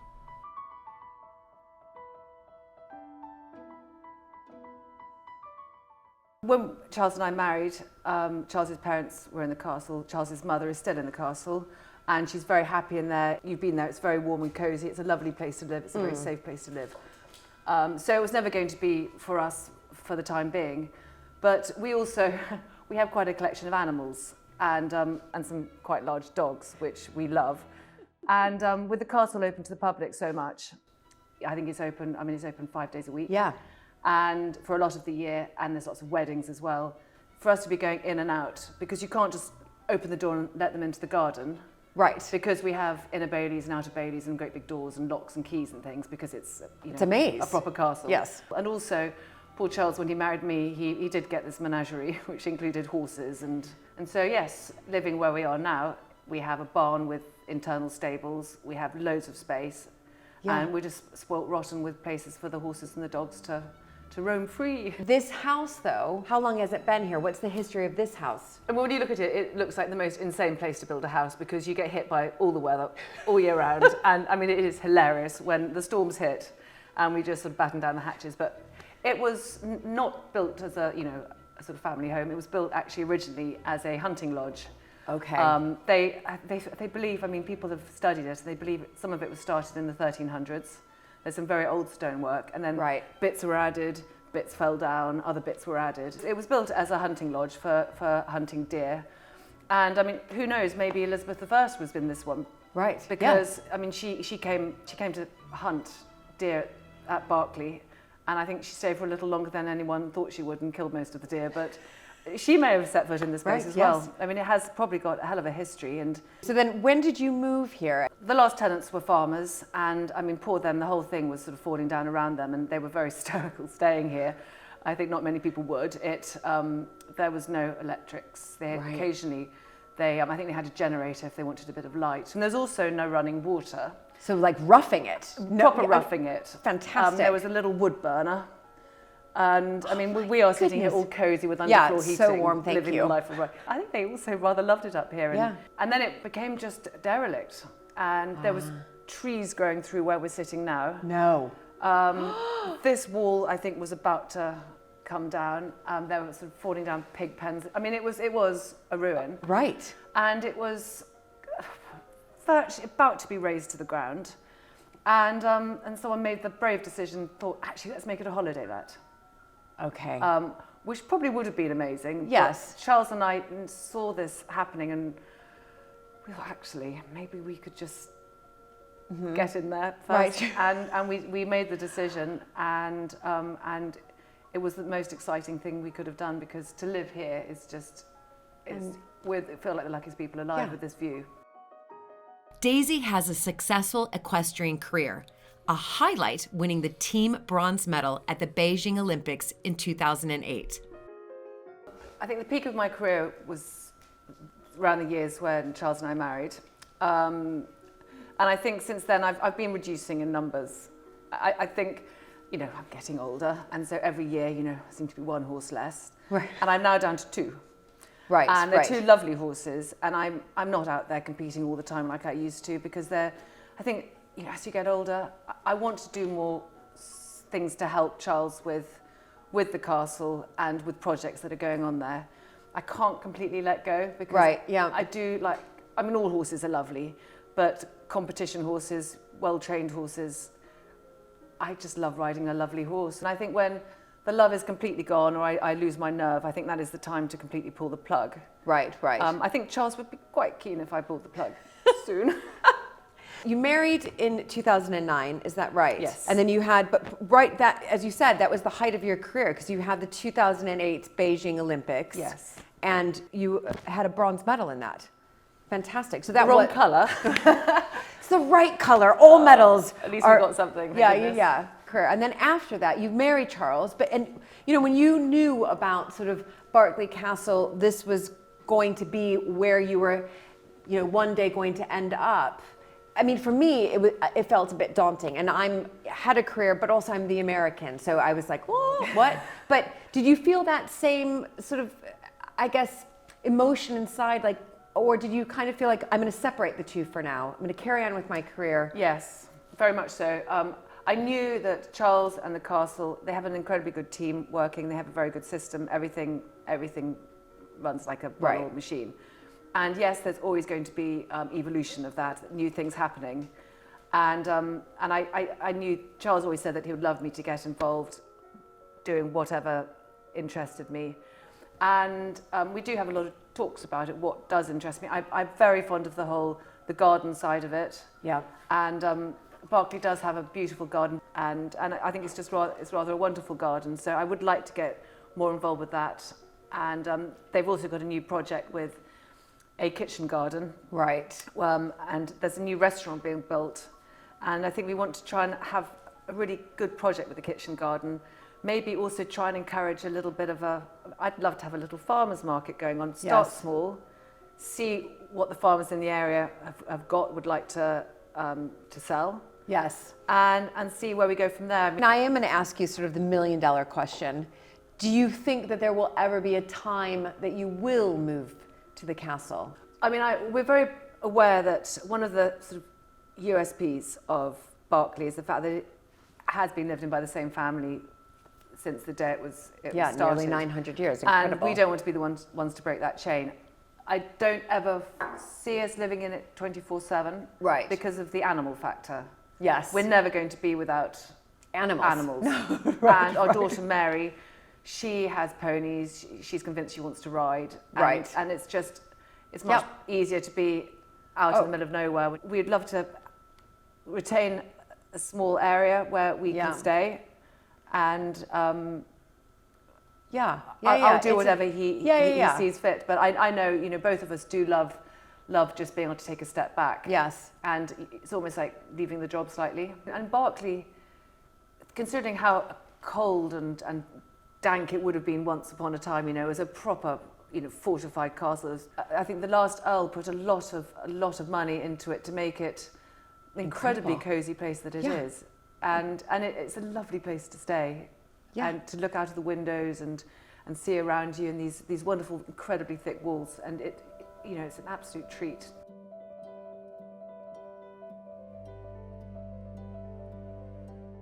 The views from Berkeley Castle to the gardens are wonderful. I headed out to explore and meet head gardener Chris Gill.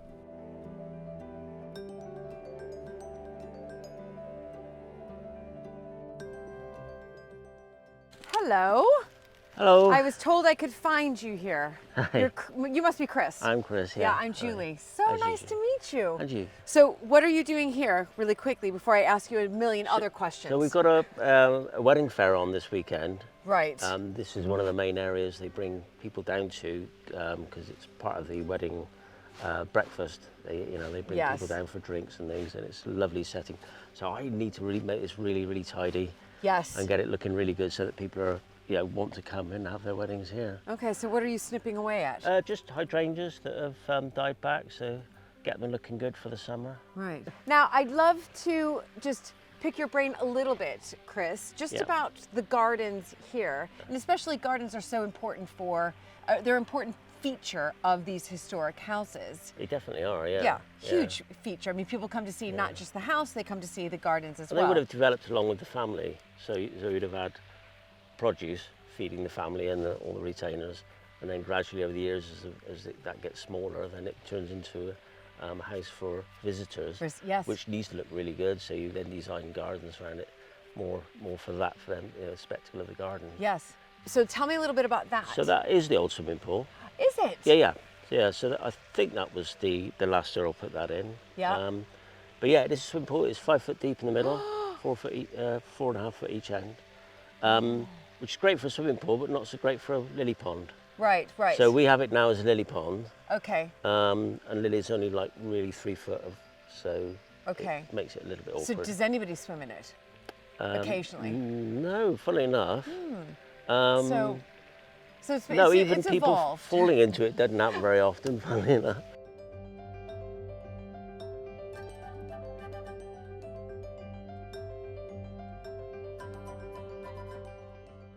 So how long have you been working here? That's my next question. 33 years. Oh my goodness. So you've really seen a lot of change. A lot of changes, yeah. And what would you say in particular has been the biggest change that you've seen or you've done yourself in these gardens? Because they're quite terraced up. Yeah, definitely. Obviously, I'm the only full-time gardener now, so we have to. It's a lot more mechanised than it used to be, which has to be to get work done. It has to look good in the summer. Yes. So I absolutely adore roses. So every space I get, I put more roses in. We've changed quite a lot of the gardens around over the years, just because you need to. Yes. Things need to change. You can't stand still with it. No, you can't. Yeah. I know that from experience of visiting so many historic houses, things have changed so much over the past 100 years, and in particular after the 2 world wars. But yes, what was it? Yeah. Prior to that big change, that big shift. Well, it was very labour intensive up to that point. But yeah, before certainly the First World War, there were 33 gardeners. Would have been working in the grounds. Wow. Mostly doing produce for the family and the staff. So I do have to ask this, since you've been here for 33 years and you've seen all these changes, but do you have a special part in the garden that you just love? To be honest, no. It's a whole. Yes. And things change. Part of the garden will change, and that bit will be my favourite bit for that part of the season, maybe. And then, and there's always going to be parts of the garden that I'll go, I really need to get on with that. I need to sort that out because that's not looking good. So yeah, it does change, definitely. I think probably the gun terrace, the one on the top there. Is possibly my favourite bit. Where the tulips were? Yeah, because you just get, I change that in the spring and summer, so I always put the summer flowers out there. And that's the first thing people see, so it has to look impactful, it has to look really good. Yeah, it's the first thing I saw, and then I was like, oh, that's so beautiful, I'm going to come down into the gardens. So it works. Yeah, and that gives me, because it's got these beautiful walls giving a lot of heat, it produces a fantastic environment, and you've got south facing as well. Yes. So you can grow all kinds of tender plants there, which, it's a really good aspect. So there, that probably is my favourite bit. Yeah. Oh.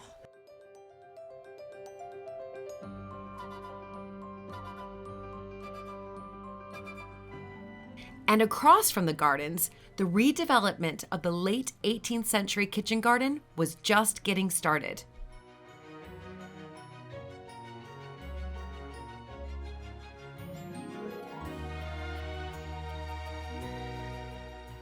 All right, there's a lot of noise going on behind me. Explain to me and to everybody what is happening and where we are. This is our massive step change project. So what we're going to try and do is build a new building, so cafe, visitor centre, toilets, shop, basically, and then that will help our visitor business at the castle, but it will also be a really funky place for Berkeley town to come to and enjoy kind of every day of the year. That's the plan. That is it. But we are in what would have been a big kitchen garden, is that right? Absolutely. So it would have had, there's all glass houses along this back wall. Yes. So, and you can almost see the remnants down there. So that's project number 2.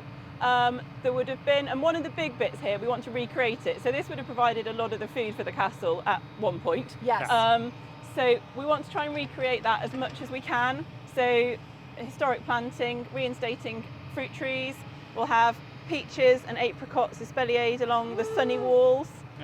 We'll have herb gardens, and then we've still got the veg garden down there, which we will keep and kind of keep working on. Right. So yeah. Fantastic. No, because when I spoke to Chris, your wonderful head gardener, he did tell me a little bit of the story that at one point, 100 years ago, and like all these historic houses, they had 33 gardeners and they had this huge kitchen garden, but that's what these kitchen gardens were used for. They were used to feed the castle and the community around. And obviously we've evolved very much so. And we now open up our houses to the public. And we want the public to come in, but in a different way. Exactly, exactly. We want to be able to grow things in here that then the caterers can then make into something lovely. Right, yes. So that's the plan. How wonderful. Isn't that cool? It's but this really is step cool. change for Berkeley. This is a really big project. It really is.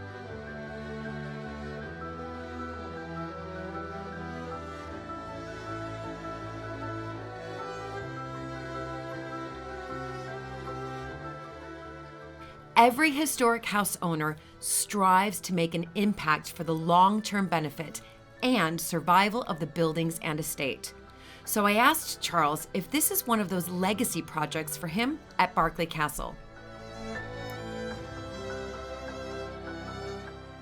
I think it's one of many things I'd like to see for, that people can look back on and say, this was in my time, and just making the place, improving, adding to what's here. Yes. I'm not really someone, I've got to make this big mark, just lots of things that hopefully stand the test of time. And the fact it's happening now, I think it's the right thing. Yeah, well, it seems like the right thing. You're incredibly humble, because I can tell you, I'm pretty certain that people will remember, and they do, that you're the one that sort of decided, hey, let's do something different here. I do believe it's so important, and there is a need for something like this, and I think it will be very good for the community and for visitors. And we have a lot of people within a few miles of here who may not have come here. We're offering something amazing that is bowing to, the history of Berkeley and the estate. So I think that's really important. Yeah, it is really important. From a very operational perspective, we've got a brilliant, really strong team of guides, but in terms of catering, people don't want a job for 6 months. We've got to be really realistic. People want a full-time or a permanent job. And this way we can hopefully do that, which again gives us kind of a link to the community, because hopefully they can come and help and work with us on it. It's so very important. It's really brilliant. So let's talk about timeline really quickly, because of course there's so much work going behind me. Now, where are you as far as the project goes? What stage are you at? And I see you're holding a clipboard as well. So that's just the floor plan of. The whole point of this building is to actually be, this sounds awful from an architect's point of view, is to be really boring. We don't want it to be the focus. The walled garden is the focus. This sits quietly in a corner. So it's got to be a lot of things. So this is just the layout. And so this is just the layout, yeah. So you can see with outside access into toilets, so coach groups, etc. can go there. The biggest kitchen we could get in, but every chef always wants a bigger kitchen, so we've had to just be practical. And then the biggest space, and this is going to have lovely bifold doors on the front, so it's very much an inside-out space. You're in a beautiful garden, you're in a sheltered space. From the financial point of view, this is a long time coming. This building needs to work really hard. Yes, it does. So it also needs to be as flexible as possible. And so that's kind of what we try to achieve. I mean, listen, you're talking to the yogi here, and I'm thinking, gosh, you could do yoga classes here. You could do well-being days here. And that's something that we have done at Mapperton. So we have a similar layout in our stable block. It looks very similar to this, and it's our cafe as well. But every Friday We have yoga. We just Yeah. started it this year, and Yeah. it's doing tremendously well. And then yeah. we have lots of people asking to do different Yeah. events, and Yeah. they're local artisans, or Yeah. it's crafting, or it's Yeah. well-being, Yeah. and they. Exactly. It's fantastic. And I think if we could really link to kind of the food story, Yes. we've got food production in the kitchen garden. Yes. We've then got food production on our estate, wider estate with our tenant farmers. You know, there's got to be some synergy there that we can really bring has. in. Yeah. That's what we're planning for. And that's where we can use it, I think, here. Yeah. I mean, brilliant. I'll come back. I can't wait. I've invited myself like 3 times already. Anytime. You're welcome. Yeah, do. Whenever you fancy. Clearly Whenever. coming back.